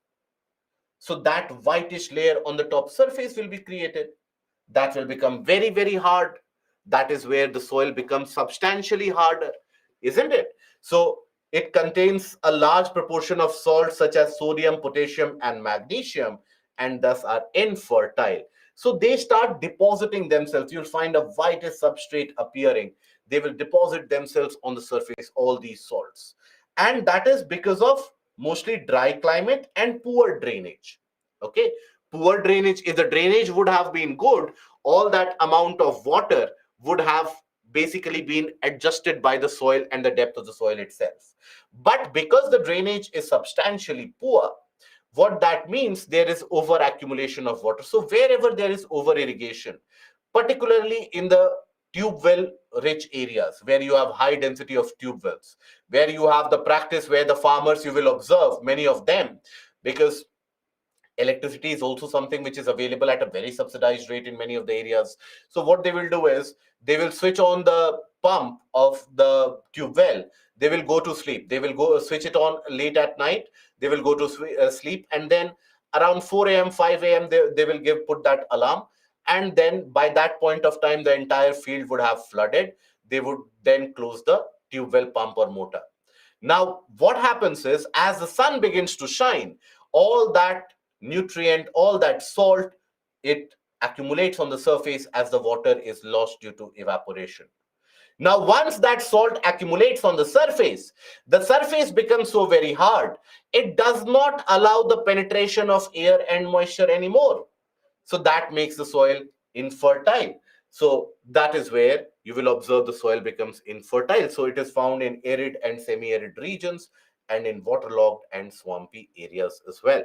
So areas of intensive cultivation with excessive use of irrigation, in these areas you will find where you have excessive over irrigation which is carried out, particularly in the regions of green revolution where the fertile alluvial soils are becoming saline. So in these areas, what is being done is that, or what can be done as a solution is to increase and improve rather the texture of the soil. And when I say improve the texture of the soil, means improving the water retention and air retention capacity of the soil.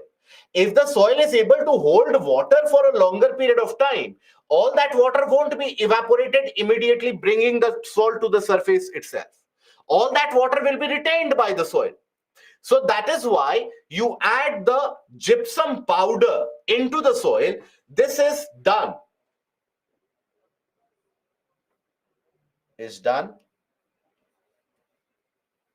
to improve the texture of the soil, and by texture we mean will lead to better water retention capacity.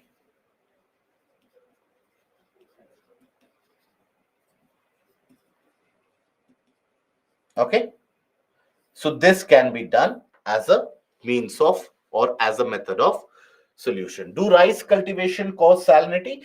If you carry out the cultivation by flood irrigation, yes, it will cause salinity.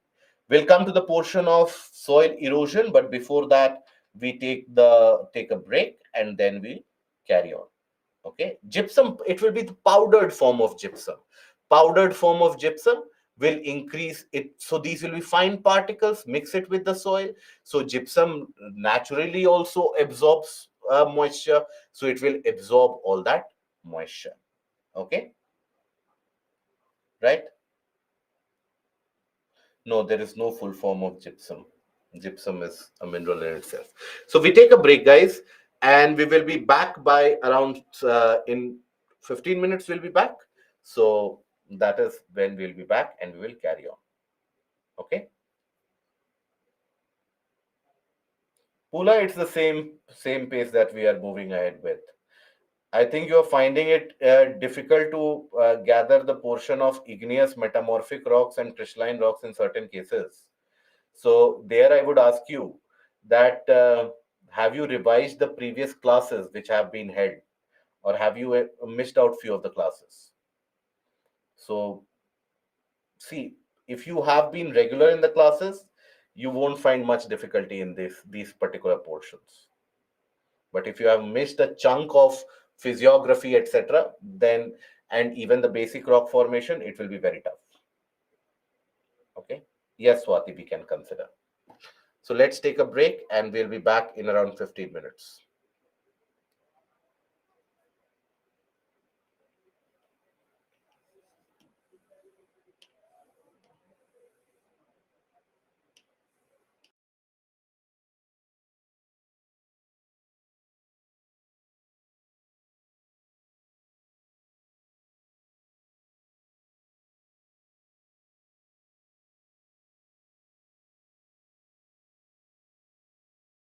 Saturday morning from 6:30 a.m. we will have a session for geography where we shall be covering the final modules there.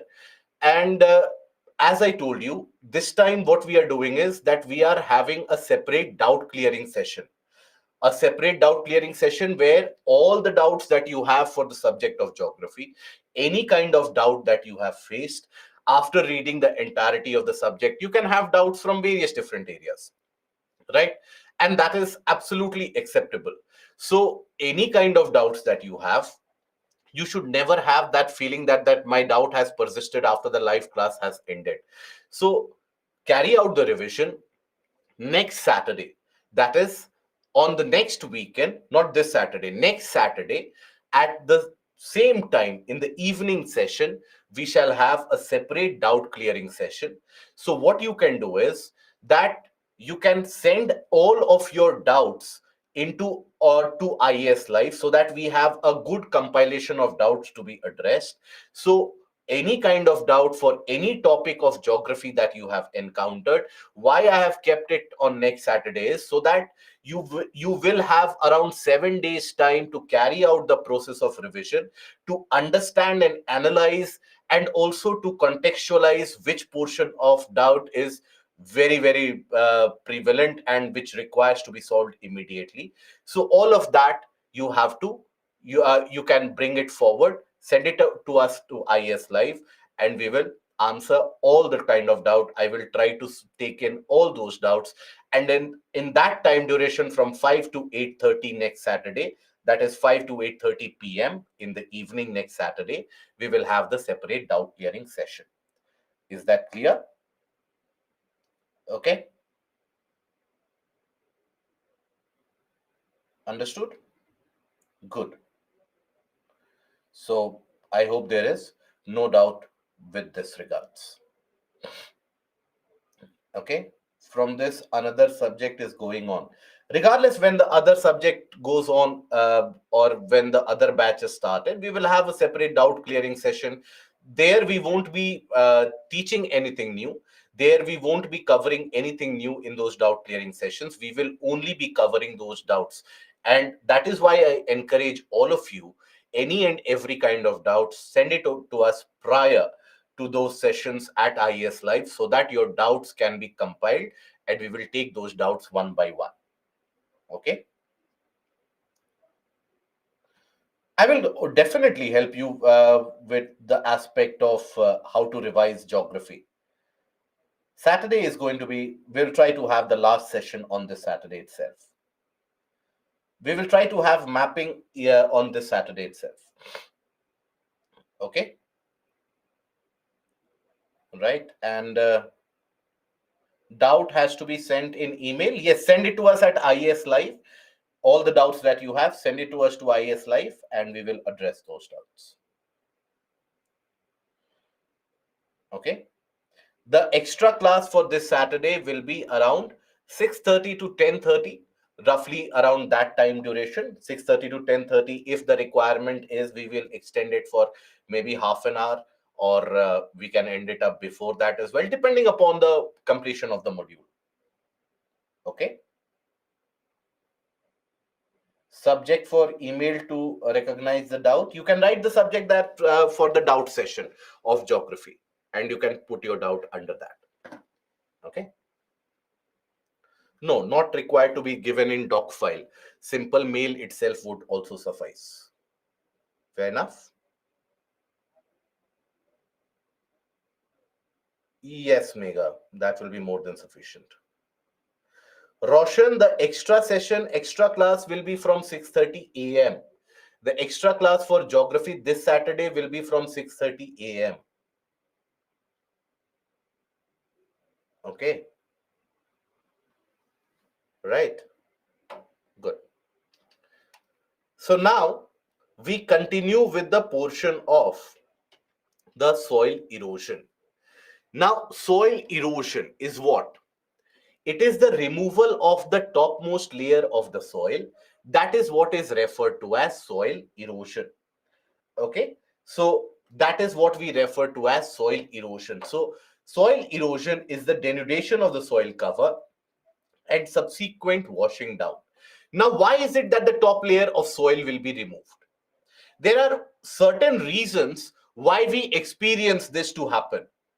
So, the reasons for the soil erosion is, let's suppose in a particular area, if you have plants and the presence of trees, now the trees will have their root systems as well. They will end up binding the soil. They won't allow the soil to move.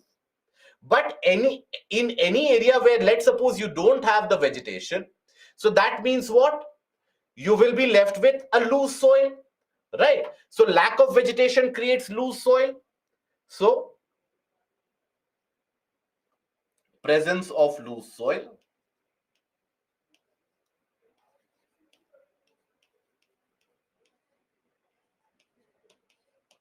okay, loose soil, because that is something which will be eroded very easily. And then along with that, movement of water or wind with speed.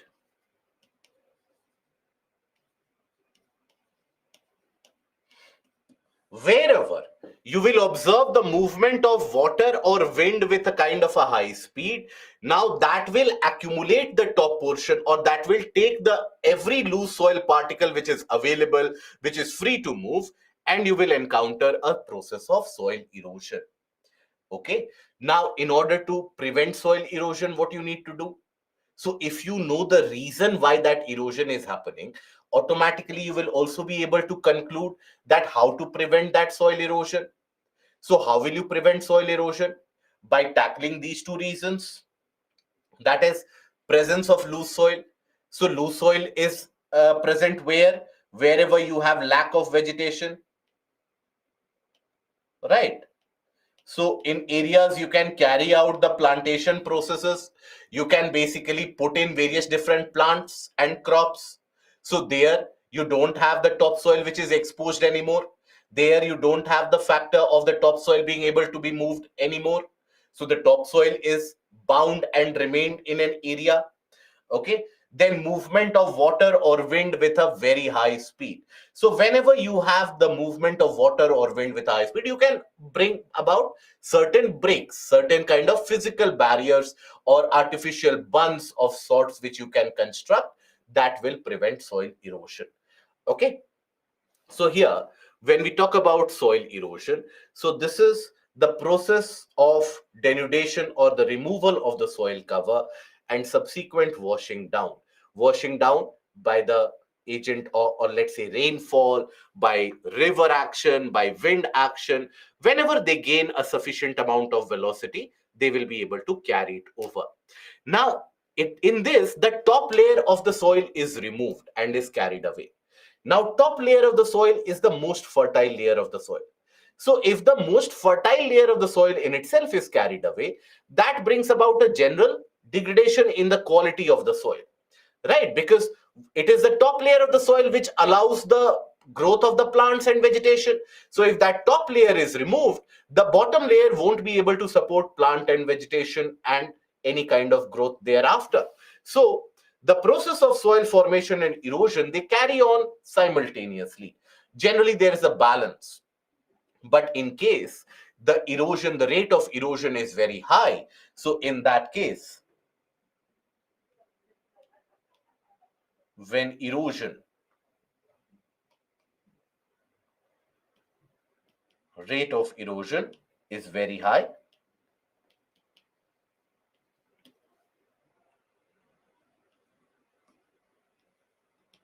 in that case, what is observed? You will observe greater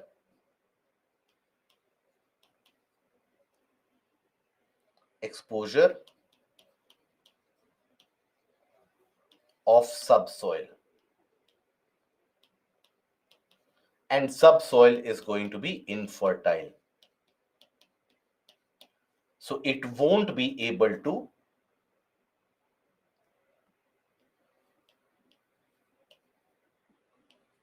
would not be able to support vegetation.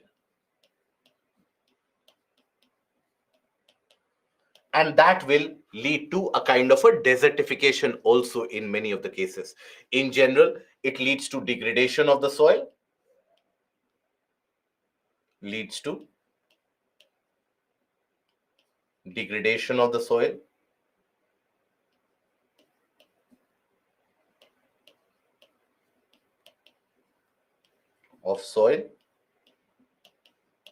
can lead to desertification.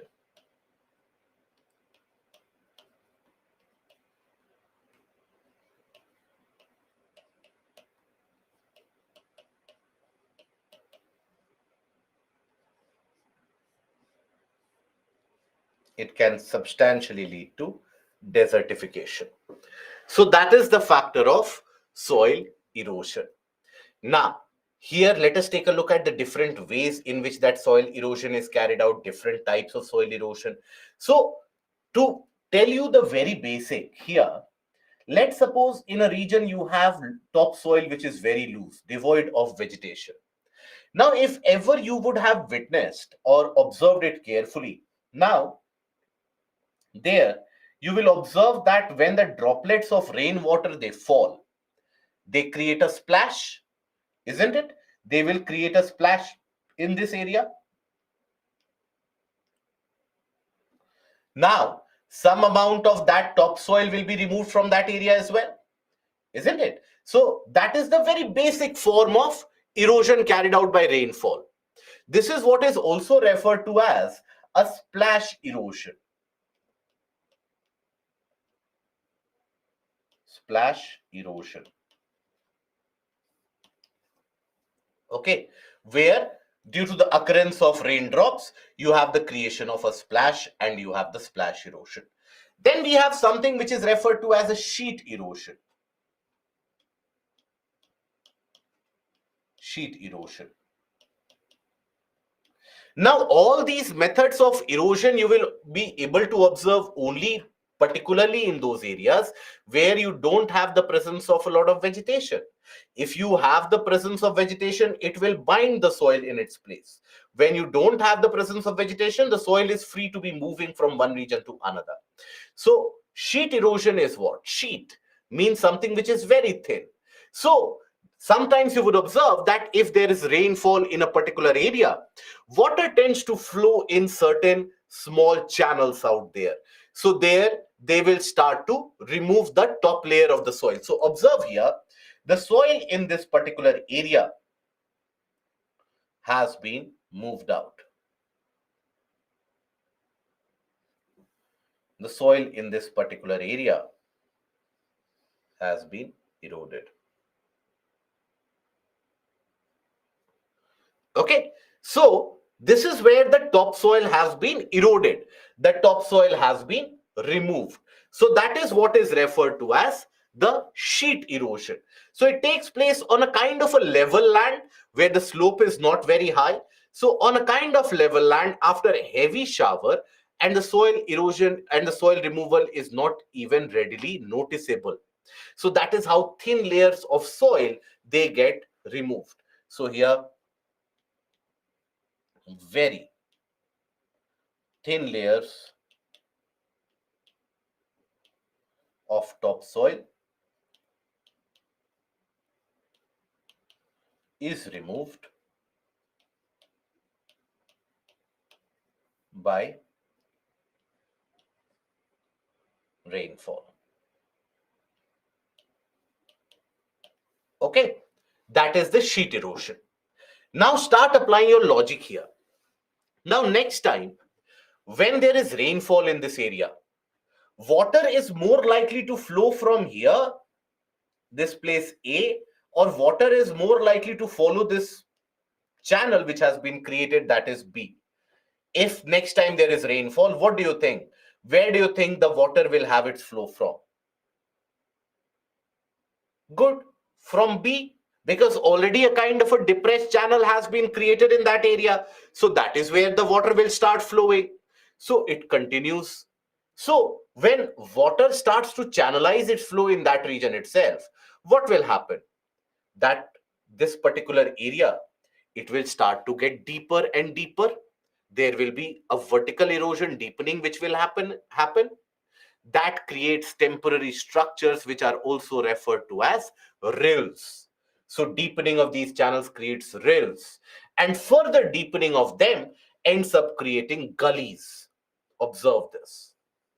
Observe how the water has simply carried away the soil in this region and it creates gullies. So this is what is referred to as gully erosion. Now, whenever you have gully erosion, so gully erosion, it does not mean that you have the presence of water here always. Generally, it is drier, right? But when rainfall will happen, water from all the surrounding areas will accumulate in these gullies and there will be a flow. So it will accentuate or accelerate the rate of erosion of these surrounding soil particles as well. So that is where these deep gullies they are created. And once you have these gullies created in a region, that region is not commercially utilizable because that region will be significantly crisscrossed with the presence of many different gullies in the same region.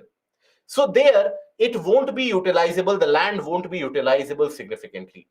So that creates that kind of land or topography which is created, which is not utilizable commercially and from the point of view of agriculture.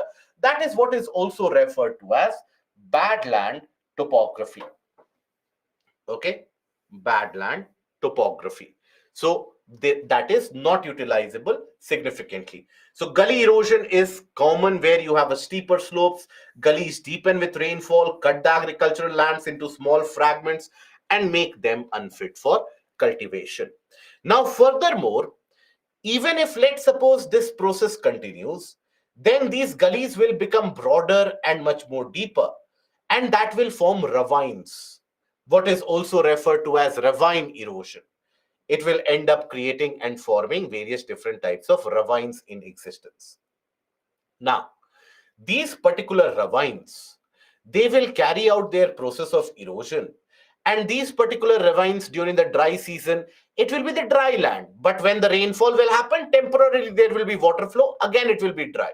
So that is how you have these bad. So if ever you travel by train from the region of Delhi to Mumbai, Bangalore, Chennai, Trivandrum, anywhere, you will come across the portion in northern part of Madhya Pradesh, the region around, if you go around 20-30 kilometers from Gwalior, you come across the region of Bamor and Morena districts. Now, these are very famous for the ravine and the gully erosion. There you will find a lot of this badland topography, and that is something you will be able to see even from the train tracks themselves. So that is where you will find a lot of. So generally in the areas where you have arid condition, because if moisture conditions and moist conditions are prevalent, so in those areas you will observe the presence of plants, vegetation will hold on to the soil. But in arid areas and drier areas, you won't have the vegetation, so that means loose soil. So in those areas you will observe a lot of that gully and ravine erosion happening. Okay. Yes, so Bamor, in the region of Bamor and Morena, you have this to be very common. Yes, in Bundelkhand and the entirety of Bundelkhand and Bagelkhand region as well. Yes. Okay. That gully leads to form valley. No, no, it will never get that deep that it will form a deep valley or something like that. No, it won't get that deep. Okay. So it is in the region of Morena, for example, it is the frequent sand mining which is carried out, which also leads to aridity and which also leads to the dry conditions. So suddenly when it rains, everything is drained away. And the sand mining mafias in those areas, they are so very prominent and they are so very powerful that if you belong from that area, you would be aware of the various incidents which have happened. So is there any use of gully erosion? Any kind of erosion is not good. any kind of erosion is not good. So don't think about it that this will be helpful or something like that. No, any kind of erosion is never good. Yes, the Chambal region is famous for the decoy tree.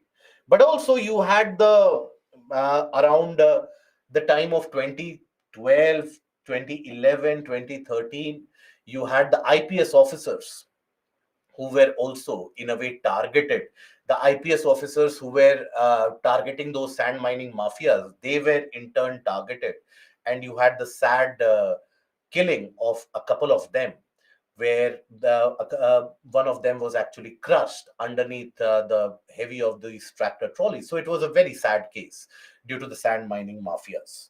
So that is basically gully erosion. Yes, killed. Both splash erosion and sheet erosion caused by high rainfall. Yes. Okay. Now, then we have stream bank erosion. Stream bank erosion, if you observe, stream bank on the sides of the stream, right? On the banks of the stream. So here, it is the force of the river. And in areas where you don't have the presence of trees and vegetation, so the soil is loose, easily available to flow. So in areas, for example, let's suppose if the river moves like this, okay? So let's suppose here. Now the river will have a flow, the water will have a flow, isn't it? Now, if this portion of land, let's suppose, if this portion of land, if this is not having vegetation which will bind the soil, so the force of the river will carry it away along with it. So observe this. The banks of the river in itself, they are carried away. It is like they are being scooped away. So that is the stream bank. Now that stream bank erosion heavily observed in particular in the Himalayan stretches, where in the Himalayan rivers, where the rivers they suddenly increase in terms of their intensity and the water flow force during the rainy season. And that is where the impact is very significant. And all that water will eventually end up depositing itself, all that rather the eroded material, not water, all the eroded material will end up depositing itself in the river channel, reducing the availability of volume for the water to flow in the river channel. It can end up causing frequent floods as well. What is a bank? So when you have a river, if this is a river, this is what is referred to as a river bank.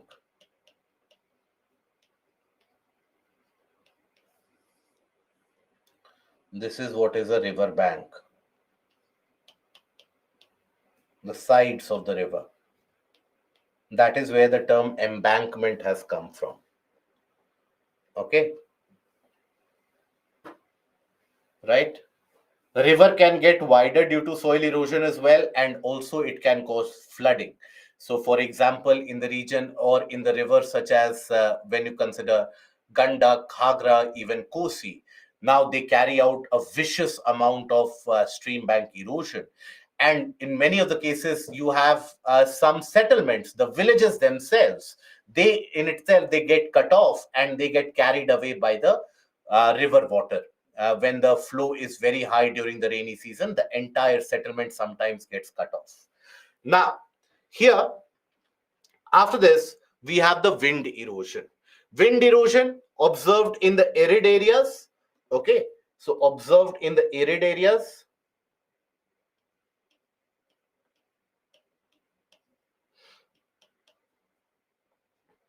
Arid areas or arid regions.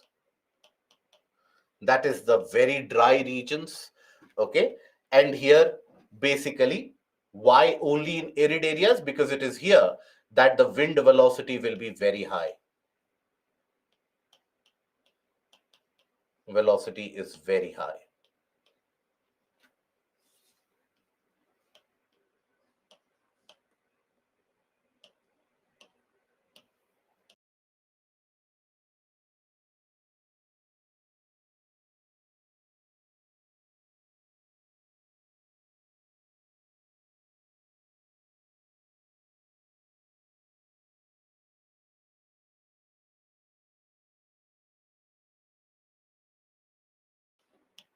A confirmation about the audio, guys? Audio is fine? Good. So the wind velocity is very high in the arid areas. Why? Because the force of friction experienced is less. Frictional force is very less. Okay. So if we artificially shift alluvial soil to badland topography, then does it work? As long as you don't fixate the soil in that region with the help of vegetation, it will again be carried away. So the only a kind of a solution to that is when you carry out afforestation, when you bring vegetation in that area, that will be a significant amount of solution and help. Stream bank erosion are found on the sides of the river, where the river gains a significant amount of speed, and the banks of the river, they don't have either an embankment or the presence of the trees. That is where you will observe stream bank erosion. Okay. Now, it is most likely to occur when strong winds blow over light textured soil, that is fine particled soil, and that have been heavily grazed during the drought periods, leading to a lack of vegetation. Now, then we come to the process, or what is referred to as the soil degradation. So, what do we mean by soil degradation or degradation of soil? So, degradation of anything is what? Reduction in quality. That is what degradation is. So, it is the decline in soil fertility. Now, that decline in soil fertility can happen due to either ways. Because of mismanagement, let's suppose the decline has happened, or maybe the topsoil has been eroded and removed away. So, either due to erosion,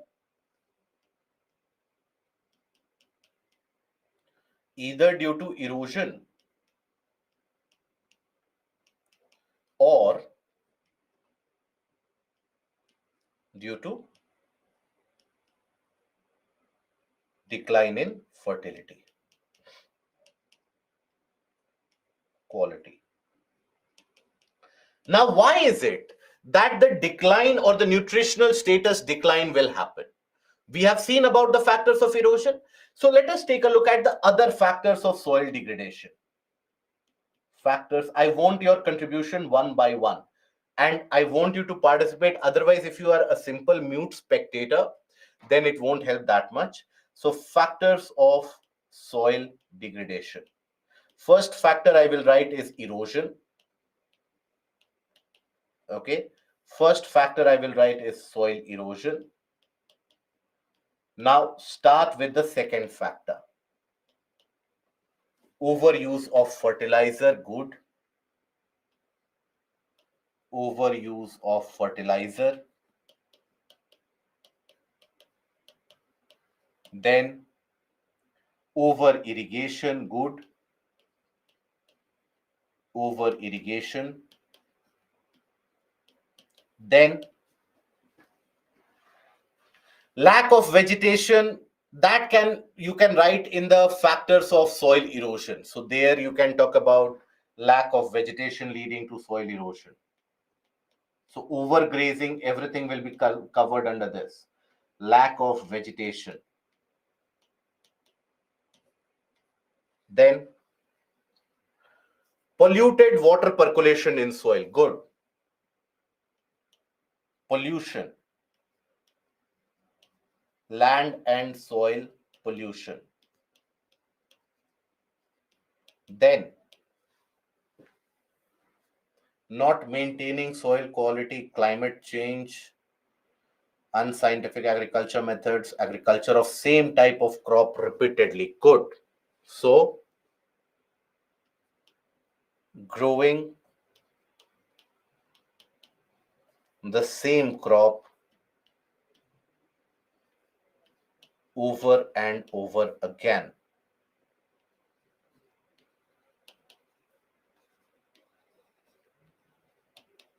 What this does, reduces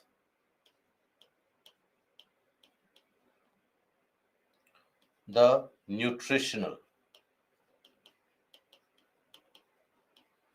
value of soil.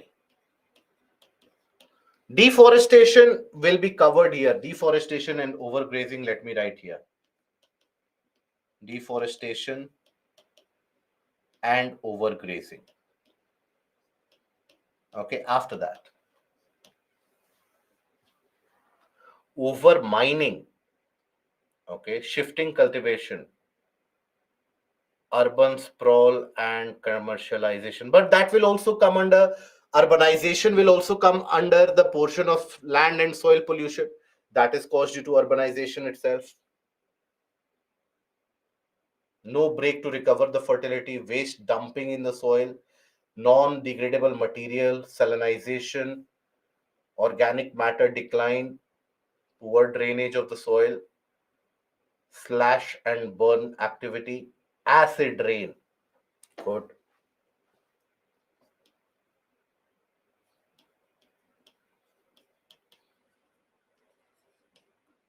Or formation of acid rain.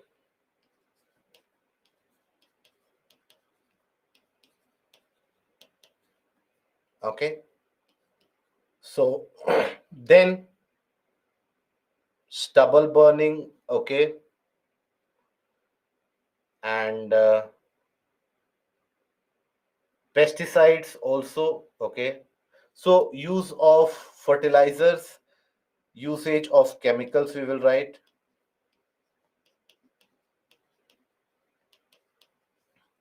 Okay. Natural disasters, not providing enough nutrients, yes.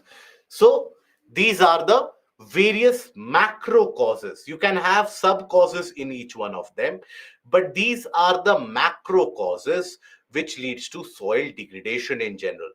When the soil degradation happens, generally you will find that even the organic component of the soil that gets damaged, the amount of microbes, organic microbes that you have, for example the different types of worms etc that you have, their population reduces quite substantially. So that is what you find as the factor. So as a result of this, you have organic microbes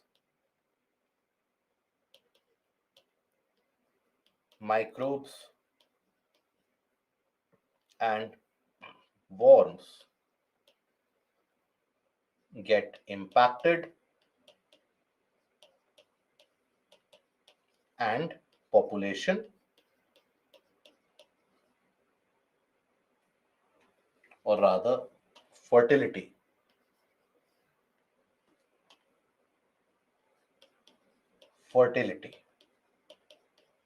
reduces.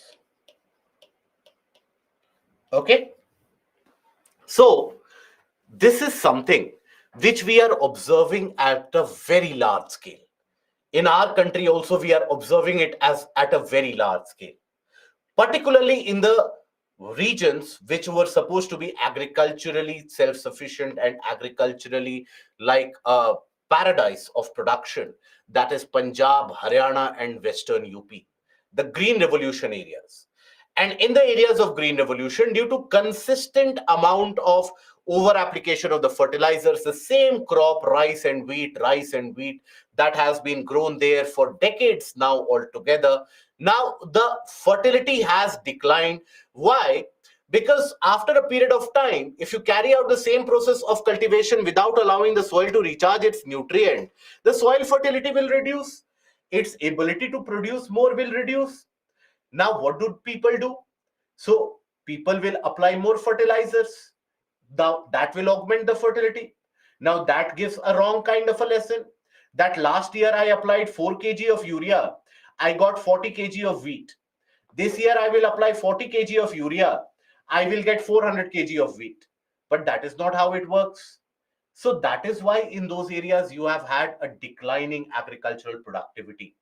And that is why since the 80s itself, various different agricultural scientists, they have always, professors, they have always argued that in the region of Punjab, Haryana, Western UP, if you don't go for diversification of crops, that is, you diversify it away from wheat and rice. Unless and until that happens, you will observe a reduction in fertility, you will observe a reduction in production, due to which there will be reduced farm income. And that reduced farm income creates a lot of scope for social unrest and social disturbance, which is happening. Now, this was predicted way back in 1984 by a very famous agricultural research paper, which was submitted by one of the doyens of agriculture. He was in Punjab University, Sardara Singh Johal. So, if you get an opportunity sometime, read his works. Now, obviously, I understand right now you don't have the scope to read the agricultural research papers. But there he suggested that in the 1980s itself, he said that, look, these regions, they have attained the maximum utilization of the land, so their income level will not grow any further by growing the same wheat rice, wheat rice, wheat rice. So rather than that, they should start growing vegetables and fruits, where the soil fertility can also be recharged, or they can diversify it to certain pulses as well to allow the recharge of the soil fertility, and then you can grow certain other crops. But then there you have the consistent cycle. That is why UPSC for past 10 years or so, in the portion of optional, sometimes in GS as well, has been asking the same question. And that is, what are the disadvantages of the continuous rice wheat cycle of crops? What are the, or why is it that crop diversification is required? How to get rid of the same cycle of crop growing in the region of Punjab and Haryana? So that is where it is leading to degradation of land. And degradation of land, mind you, that is not the end of it. Degradation of land is something which is leading to desertification. Okay. So when we talk about the desertification, so desertification is what? So desertification basically is, there are various meanings of it, associations of it. So one of the factor is the expansion of the existing desert areas. So let's suppose you have a region which is a desert. Let's suppose. Now this has got a lot of sand on it. Now let's suppose in a far off region closer to the boundary, let's suppose you have green crops and green areas. Now in the desert area, what do you think will be the wind velocity? It will be very high. It will carry the loose top sand, and that sand will end up getting deposited on top of this landmass. It will get deposited on this landmass, isn't it? So what do you have in that case? You will observe that this landmass then becomes infertile. The sand will not allow the growth of the plants, so the plants will also die eventually. So as a consequence, the desert area keeps on increasing over a period of time. So desertification is also referred to as the peripheral expansion of the existing desert. That is, the desert is expanding in all directions. That is also desertification. But the other factor of desertification, what do we call as a desert?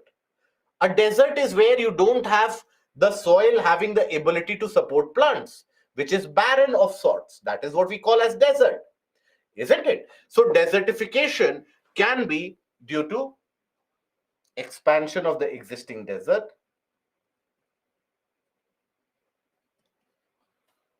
of existing deserts.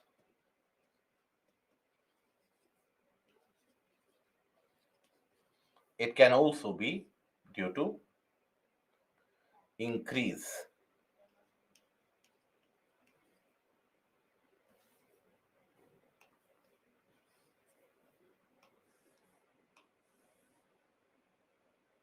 an area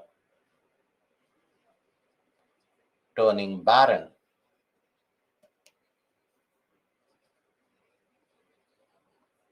due to degradation of soil.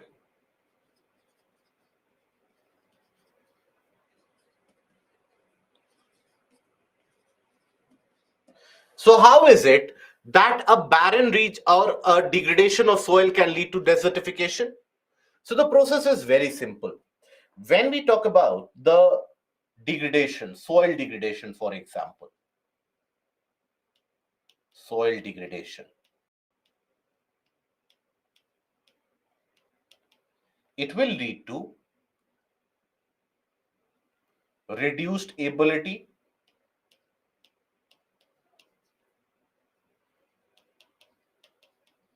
to support plants. Okay, reduced ability to support plants. When you have reduced ability to support plants, that means you will try to compensate it over application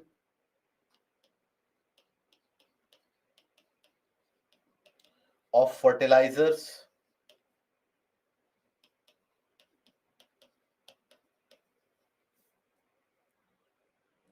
and over irrigation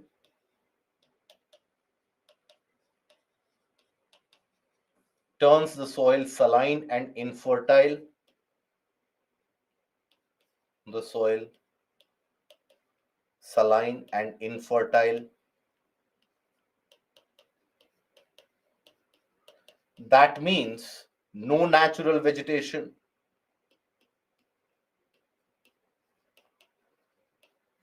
No natural vegetation in an area. That means you have the loose topsoil.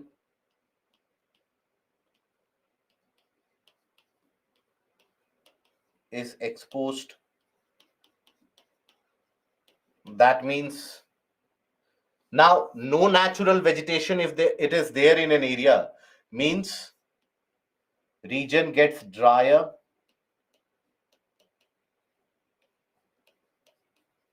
very dry, and lacks rainfall.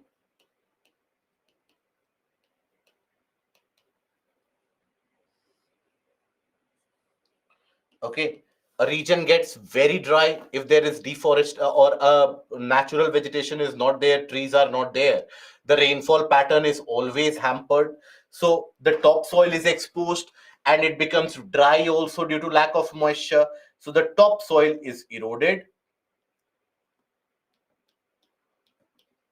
Topsoil is eroded. Subsoil gains a sandy texture due to very dry condition. And this is nothing but desert.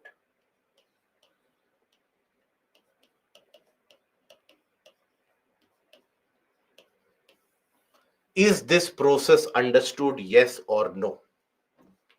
Or is there any doubt which is prevalent in this topic?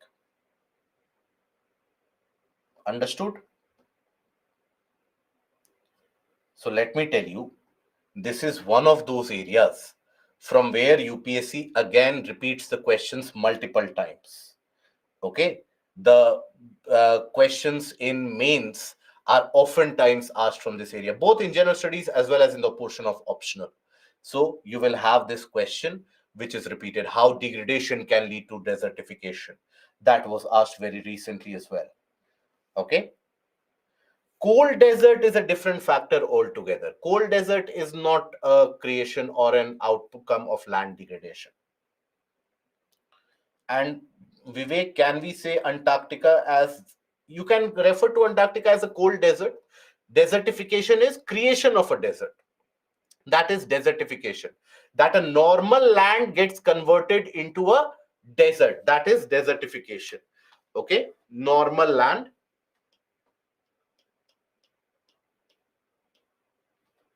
parcel of land gets converted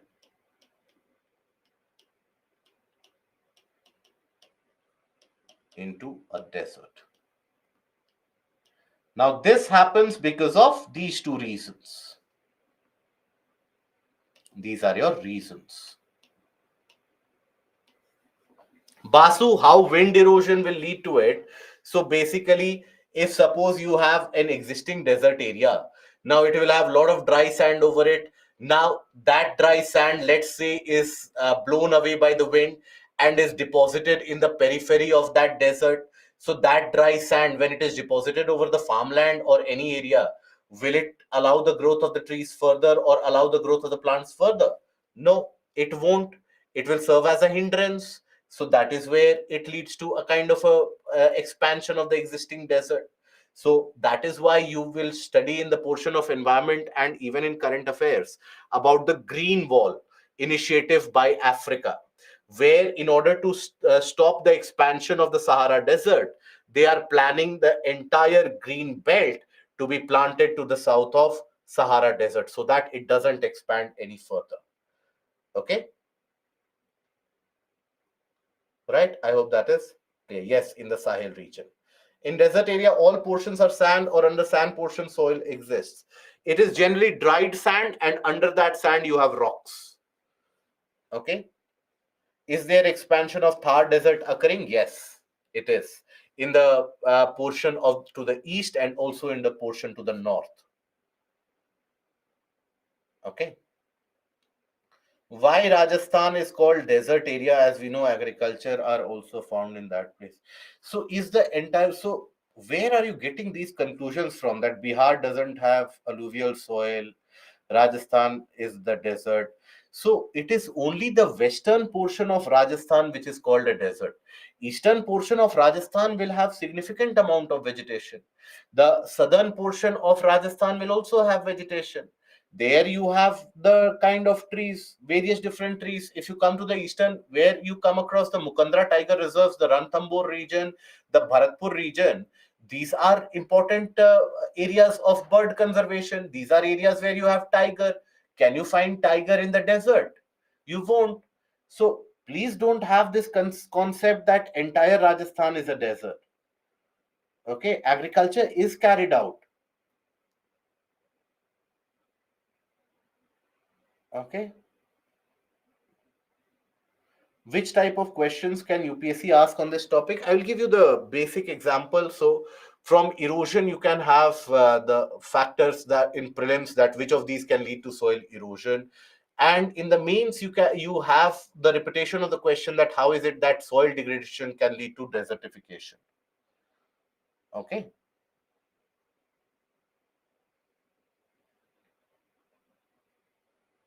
Right. Exactly. If you go to Rajasthan, first of all, do make it a point to visit Rajasthan. This is one of those areas which is not significantly explored by many people. But explore Rajasthan, the southern part of Rajasthan, even the western part of Rajasthan. It is not a complete. So the as I told you in earlier classes itself, the problem is that for many of us, the perception has of a desert has been created by the movies that we see, right? We see the movies where we see that endless expanse of desert where only those couple of actors and actresses will be dancing in the song, and we think that the entire state is like that itself. But Rajasthan, even in the western portion, after the occurrence or incoming of the Indira Gandhi Canal, significant portions have been brought under cultivation there as well. So, the southern portion is in many areas you will have dense croplands. Look at the region of the Aravalis. In the region of Pushkar, if you go, it is one of the most beautiful areas that you will come across. Right. So it is not like that. And was Sahara Desert formed in this way? Sahara Desert is something which has been created in the recent past, around 10,000 to 14,000 years back. And that is because of the shifting of the landmass, shifting of the, and also as the landmass shifted in the subtropics. Initially, the monsoons, monsoon was a prominent phenomena. But then you had the subtropical high pressure belt in which that area lied. So that area started becoming a desert, and due to subsequent lack of moisture, the winds also started becoming dry. So it is a long process. And right now we come to the portion of soil conservation. So you were asking about the way forward. So soil conservation, how do you conserve soil? So when you talk about conservation of soil refers to the preservation of the quality of that particular soil. right? Preservation of the quality of soil. So quality degrades. Why? Quality degradation is observed due to either the process of erosion or the decline in fertility, the processes of degradation that we have studied. So if you have to conserve soil, you have to preserve erosion from happening, prevent erosion from happening. You also have to preserve the fertility. So how do you do so? So there, first of all, how do you prevent erosion from happening? So erosion happens due to lack of vegetation, and whenever you have the river and the winds gaining very high speed, that is when erosion will happen. So if we manage to put areas under vegetation, if we manage to put areas under forest cover, or if we bring a kind of a cover cropping. What is cover cropping? So let's suppose I have a farmland. I have harvested the crop, and then I have left the entire farmland barren just like that for the rest of the year. Obviously, the soil which is exposed will be eroded away. But if I randomly grow some crops here, okay, some vegetation, it will bind the soil in its place. So that can prevent erosion. Coverage of top layer of the soil, that will prevent erosion, that will prevent compaction of the soil as well, right? So that is one of the ways. The other is to reduce the flow of the water, the speed of the flow. So if you have a hilly terrain, there you will observe that the water flow is very high, the rate of flow of water is very high. So what you do is that basically you carry out, in these hills, you build terraces. You build terraces. Now what this does, it allows for the retention of water. Water is retained here. So water doesn't flow like this anymore. Rather, the water will have a kind of a stagnated, a stabilized flow. Okay, so a lot of that water will percolate.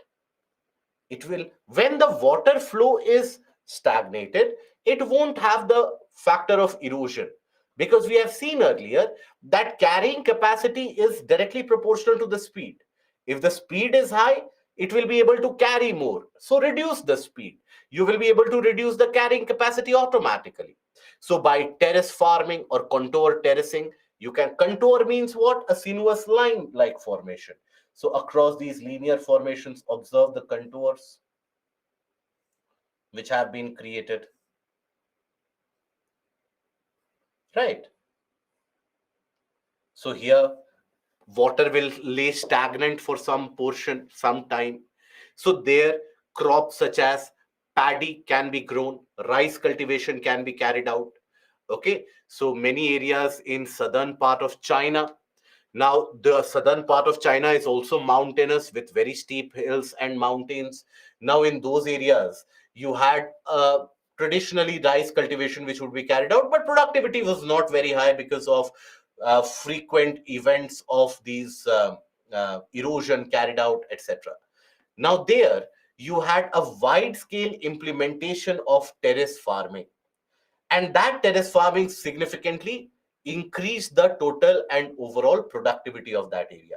So the overall productivity suddenly increased. So soil conservation is a methodology to maintain soil fertility, prevent soil erosion and exhaustion, and improve the degraded conditions of the soil.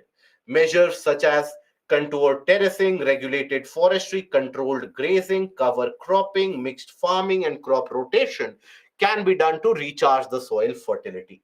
There is one thing, that is contour bunding as well. Contour here refers to the same, these contours that you see. But what do we mean by bunding? Bunding is the construction of artificial bunds. Construction of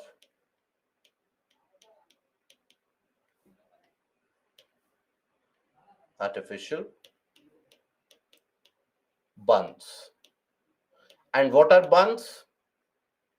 These are physical barriers.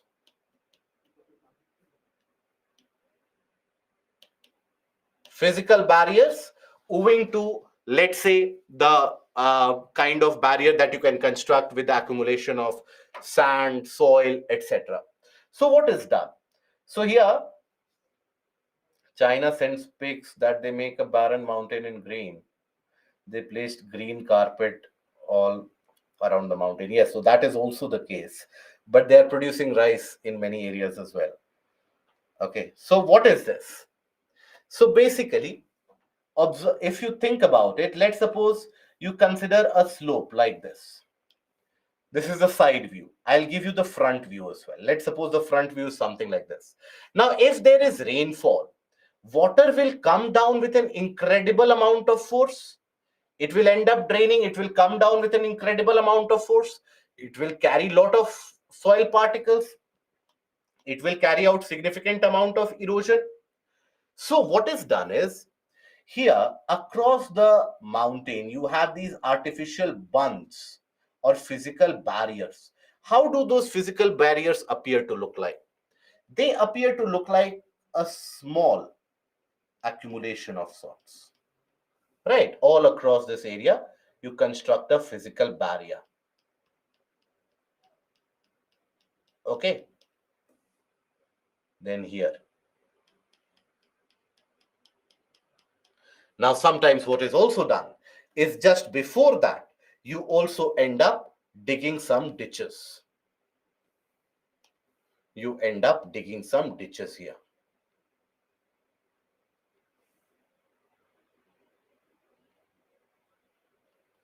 Now, what happens now is, if there is rainfall, if there is substantial amount of rainfall, now the water which starts coming and draining down, now rather than straight away rushing to the bottom, this water will start accumulating here in this entire ditch portion before it. It will accumulate. So water will stay here for some time. Wherever the water stays, some water will percolate lower as well. It will recharge the groundwater. Then, as the water flow continues to increase, slowly some water will start to flow over. But the velocity would have reduced by this time, because this is a kind of a stored water which is slightly overflowing rather than the rainwater rushing down the mountain. So here, this flows further. Again, it ends up accumulating here, right? That will again recharge the underground water level, and then the excess will then overflow. Okay, so that is basically where you are constructing the artificial barrier across the entire contour of that hilly area or the hilly stretch.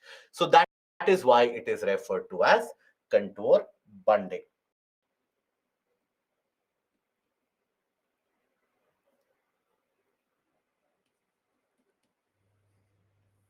Okay, that is why you carry out contour bunding.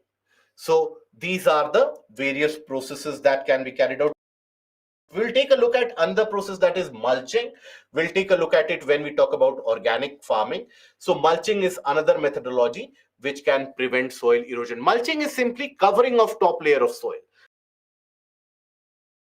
by factors such as, or by dried leaves, twigs, etc. That is what is referred to as mulching. Cover cropping is where you provide, or you rather than leaving your farmland barren, you basically plant any kind of crop which is out there. Okay, is that understood? This is artificial, obviously, artificial.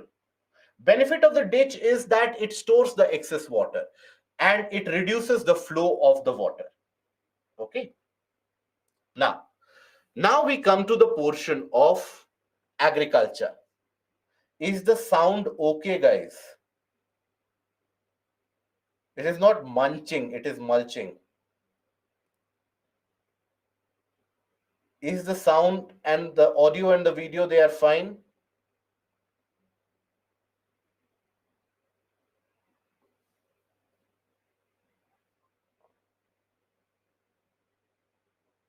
Okay. Mulching, we will take a look at it at the end of agriculture. Is the audio and the video clear now? Is it better? Perfect. Works? Good.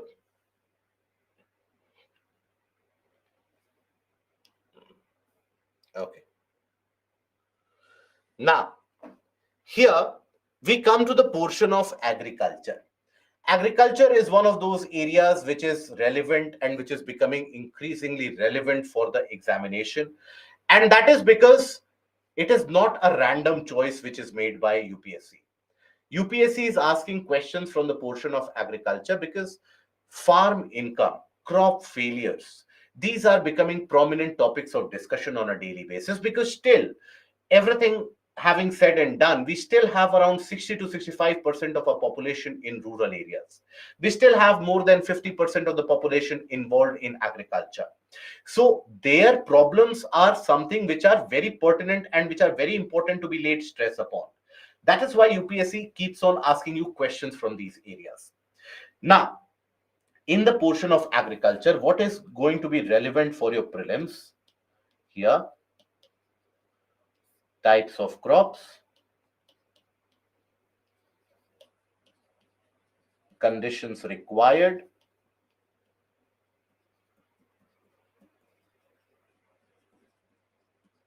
then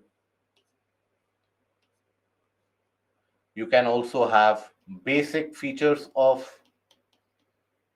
organic farming, basics of organic farming. Then you can have methods of irrigation,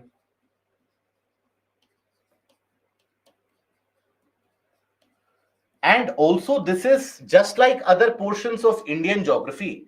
This is also heavily dependent on current affairs. So any portion of current affairs that you encounter where a new technology for irrigation has come into place, where a new technology or a new kind of crop seed has come into existence, UPSC will definitely ask you a question from that. That is the reason that I advise you to study the portion of the magazine of Down to Earth, because Down to Earth is one of that magazine which will help you in environment ecology, which will help you in geography and the portion of current affairs as well. So that is the changing pattern. Okay, with the changing pattern, you cannot simply rely on the same method of preparation which was carried out 20 years ago. So the UPSC is, and the examination is focusing upon the recent trends and the changes as well. Now, agriculture, yes, agriculture is something that you will study in economy as well. Okay, where you will study about MSP, etc., all of those. But what I would advise you is that after coverage of this portion in geography, then coverage of the portion in economy, then take an overarching view of what is agriculture, what are the agricultural crises, why do they happen. That will give you a better perspective. Here we are going to cover it from the geographical perspective. Okay, and for the mains, what are the important areas? So that will be Mega. I joined the daily analysis of Hindu newspaper in YouTube at 10 a.m. So is it something which won't be available after 11? That Hindu analysis you will be able to avail that after 11 as well? I don't think there is much damn. See, if you want to attend the session, you will find the time to attend it. If you find excuses, so I'm not saying that you are trying to find excuses, but it is only one day aberration that I am trying to have, because on the 14th we had cancelled the class. The other alternative is that whatever portion is left, we leave it to the fate of God, that you will understand on your own. That is the other alternative. So you choose the alternative which is there. It is one day that I'm asking for the extra session. Okay, there also you guys are negotiating that this should be the time. How will I attend it? Guys, you are preparing for civil services. This is as serious an examination as it gets. Okay, so if you don't put in the hard yards, this is not your 10th board examination. Understand the magnitude of the examination that you are appearing. Majority of the candidates in the class, they won't even get through. Understand that and take that in writing. Majority of the people in any kind of class, they don't get through civil services. Only a handful will. So for that, you need to strive a bit harder. Okay, try to put in more amount of time, because 5 lakh 6 lakh candidates will appear. At the end of it, If you consider the merit list, 700 people will succeed. Now, do you think those 700 people, they are going happy go lucky every day on a daily basis? They are leading their lives just like any other, not giving too much care, and they will succeed in the examination? You do need to put in that extra effort. That for that we are providing you the guidance. For that you are here. For that we are here. So please don't have these kinds of silly things. That okay, basically Saturday I have this preoccupancy. In that case, you can take the case of the annotations of the PPT. Okay, you can take a look at the annotations of the PPT. That would also suffice in that case. So limitations, or rather, in the mains, you have questions associated with green revolution,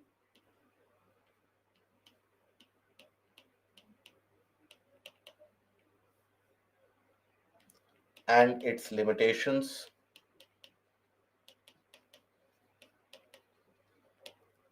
Then organic farming,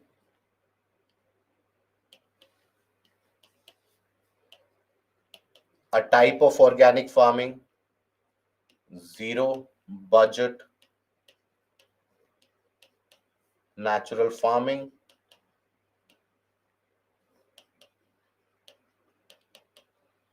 Okay, these are the basic areas.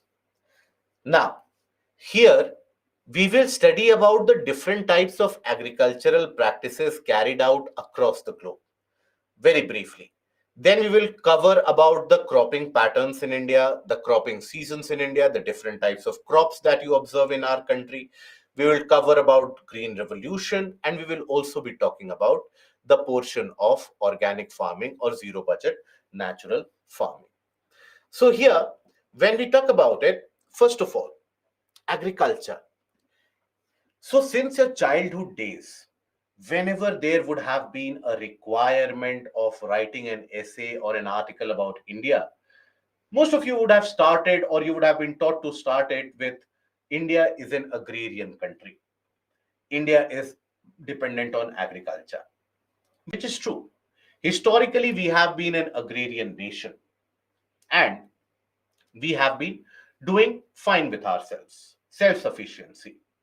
However, when the Britishers came in, the situation completely changed. You had the frequent occurrence of large scale famines. Famines, basically, where you have a shortage of food due to crop failure, due to dry conditions. Large scale famines, and people would die due to starvation. So you can imagine that during the British rule, you had crores of people who lost their lives due to starvation. A newly formed independent country was left to the mercy of nature. We did not have enough infrastructure to carry out the process of irrigation agriculture. Now, whatever infrastructure for irrigation, for water supply, significantly was built by the British, was built in certain sections of the country, and mostly in the portion of Punjab which went to Pakistan. So that is where a lot of canals were built. India, the newly formed nation, had a lot of issues, but the most important issue was the immediate lack of food. We did not have enough food to feed our population. We were dependent. We were dependent, just like our neighbors. We kept on looking to the Western powers that they will provide us with food grains. And at that point of time, United States, basically in their assembly, in their legislation, they passed law which was referred to as Public Law 480, what is also referred to as PL 480 program. It was that Public Law 480 program, or PL 480 program, was initiated by the US in order to provide food as a grant for free to the third world poor nations. And by this, they would supply food to Pakistan, India. It would make national headlines that another ship carrying wheat grains has landed on the Indian coastline. And that would bring cheers across the country that now food will be readily available. That would be the condition. Starvation would always be an imminent threat. But then we embraced methods of irrigation, we carried out agriculture, and agriculture is something that we owned upon. That this is not something that we will be completely dependent on the nature itself. We owned it up. From that day to the present day, the situation, if you analyze, as per the second revised estimates of 2022-23, India has managed to produce, as per the estimates, we have managed to produce close to around 323 million tons of food grain alone. For majority of the items, not only are we self-sufficient, self-sufficiency has been attained. For majority of the food items, either we are the largest or amongst the or the second largest, or definitely amongst the top 5 producers across the globe. From a country which would not have an independent foreign policy decision in certain cases because we were afraid that US will stop giving us wheat, we would be bound to follow many of their directions. From that stage to a stage that we are in now, where once India imposes a wheat ban export, the global wheat prices, they simply go out of the roof. When India imposes an onion ban or a high amount of tax on onion export, the onion prices, they spiral out of control. We are an important part of the agricultural production across the globe.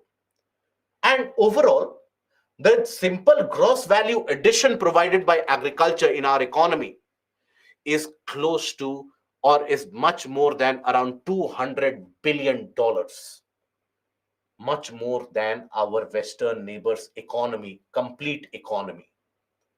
Think about it. Our neighbors, that is Pakistan, is still in the same place. It still awaits the grant of the food grains in many of the cases. We, on the other hand, we don't have enough storage spaces for these food grains. Even this year, we have witnessed as per 2022 and 2023, we have witnessed a kind of a record harvest for wheat and rice. It is increasing. So that is where, yes, we have problems. We have issues in agriculture. Yes, often untimely rains due to global warming will lead to sudden escalation of prices of, let's say, tomatoes, onions, etc. And that is because we don't have the storage spaces. That those problems will come, but we have to appreciate from where we are coming from and how far we have come. So why do we study agriculture then if everything is going fine? That is in order to understand that how we can further improve. Because when we talk about agriculture, more than 50% of our population is involved directly or indirectly in this methodology of occupation or profession. And it contributes around 15 to 17% to our economy. So thereby, what does that mean? If more than 50% of your population is contributing only 15 to 17%, means what? There is inefficiency. There is a scope for much amount of improvement. How will that improvement come? If you understand why it is not suitable to grow rice in Punjab, Haryana, why is it more advisable to grow millets in many parts of the world? For understanding that, understanding what are the limitations of green revolution. Organic farming is good, but it has got its own limitations as well. That is why you study agriculture. That is why UPSC asks you question from this area. So with that, let us initiate the discussion.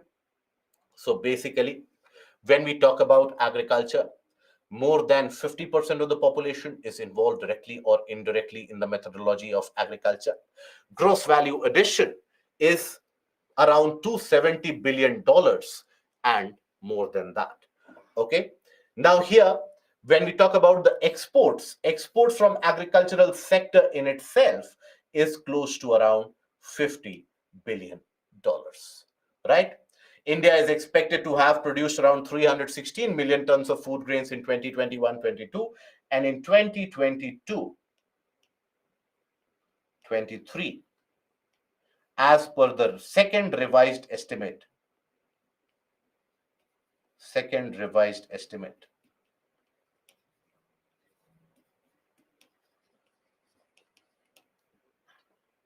It is expected to be 323 million tons.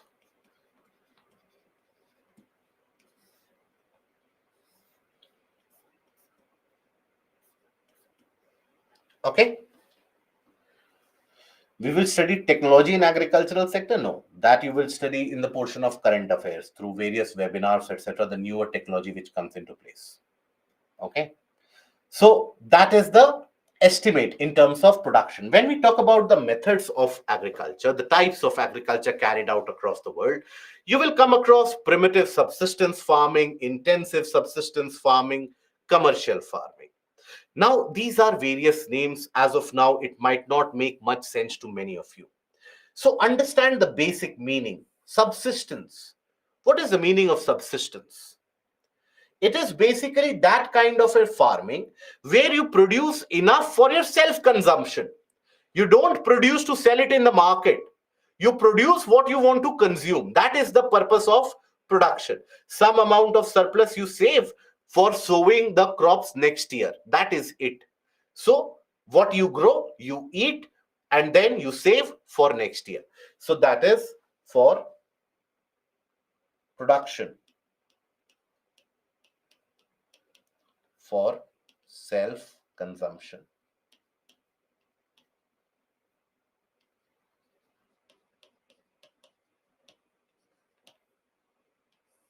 Okay. Primitive means very rudimentary kind of tools and techniques which are used. Very rudimentary, basic, dependent on rainfall for the availability of water, dependent on natural fertility of the soil in itself. Okay. Dependent on the very basic forms out there, not having any newer technological methodology. Then intensive means what? Utilizing each and every parcel of the land.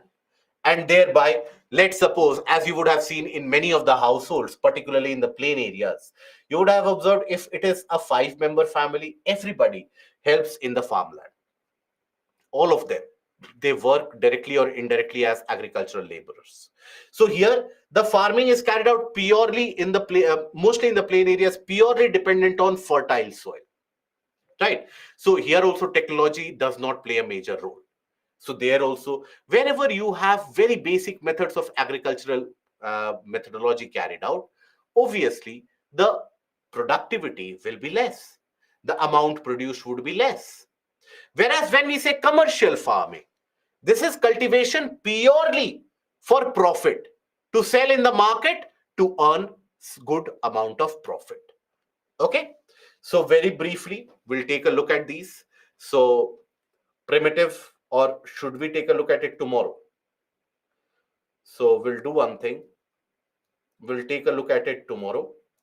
We will carry it out, the primitive and the subsist shifting cultivation, etc. We'll take a look at it tomorrow, and then we will finish the portion of agriculture.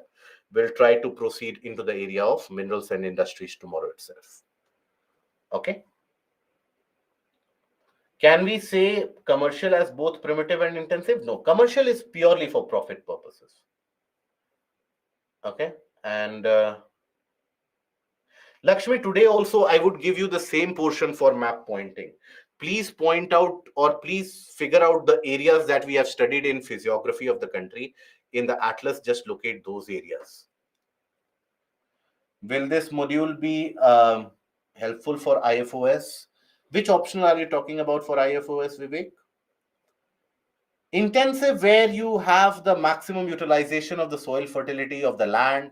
You have the engagement of all the members of the family as laborers. You generate, grow food crops, not much profit generation for self-sustenance itself. Okay. Is desertification extending in the Gangetic Plains region?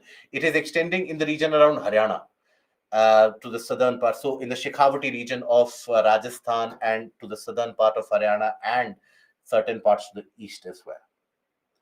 There any need to make hand notes of current affair? Rely on the revision of monthly magazines. If we artificially shift the alluvial soil to barren, that is what I told you earlier also, Shakshi. You need to carry out afforestation there. Okay, and digging a ditch won't increase erosion in slope. So that is something which will, we are talking about not a steep slope. We are talking about a gradual slope. So there, when you dig a ditch, it will allow the water to come there, stagnate for some time, and then slowly start percolating. Yes, if you don't have a question, you can leave the class. Okay. Can we say, can we have year where there is no El Nino or La Nina, or is it neutral? Or is it natural that there is always one phenomenon? No, you have normal conditions and neutral conditions as well. Thanks for the kind words, Laksh, but I'm sure many of you would be counting out the days, how many days for geography are left, and when do we get easier subjects after this? So it is a kind of a double-edged sword, my dear friends. So be careful what you ask for. Questions on soil section, we need to show location on map. If you have a detailed question about the distribution of soil, maybe then yes, otherwise no. And government restrict export of wheat and rice, so that is done in order to control the price rise. Geography is now clear, Gulam. So I hope the kind of trepidation and hesitancy that you were feeling in between, now that is gone. For Kosi prevention of flood, dredging is suitable. Other officers must be aware of it, sir, but why still there are changing of channels and flood still prevalent? That is because maintenance is not carried out, my dear friend. There are political reasons to it as well, right? So there is a no political governance in a way would be very much encouraged to invest billions of dollars for prevention of flood, because if the for that matter, if the politician goes to the village and says that now I have done something that the floods will not occur, and there is no meaningful change in the lives of the people, people won't vote them back immediately, would they? So they choose to invest money somewhere else, they choose to spend money somewhere else. That is why. uh, Good to know that, Shakshi.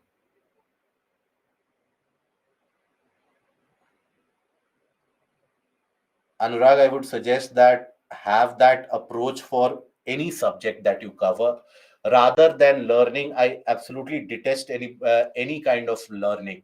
So if you stop learning, if you start observing things, just think about one basic example. The storybooks that you would have read in your childhood days, you still recall them. But the textbook that you would have read 5 days back, you don't recall that. It is about how you read, how you learn. Change that, and this journey becomes very easy.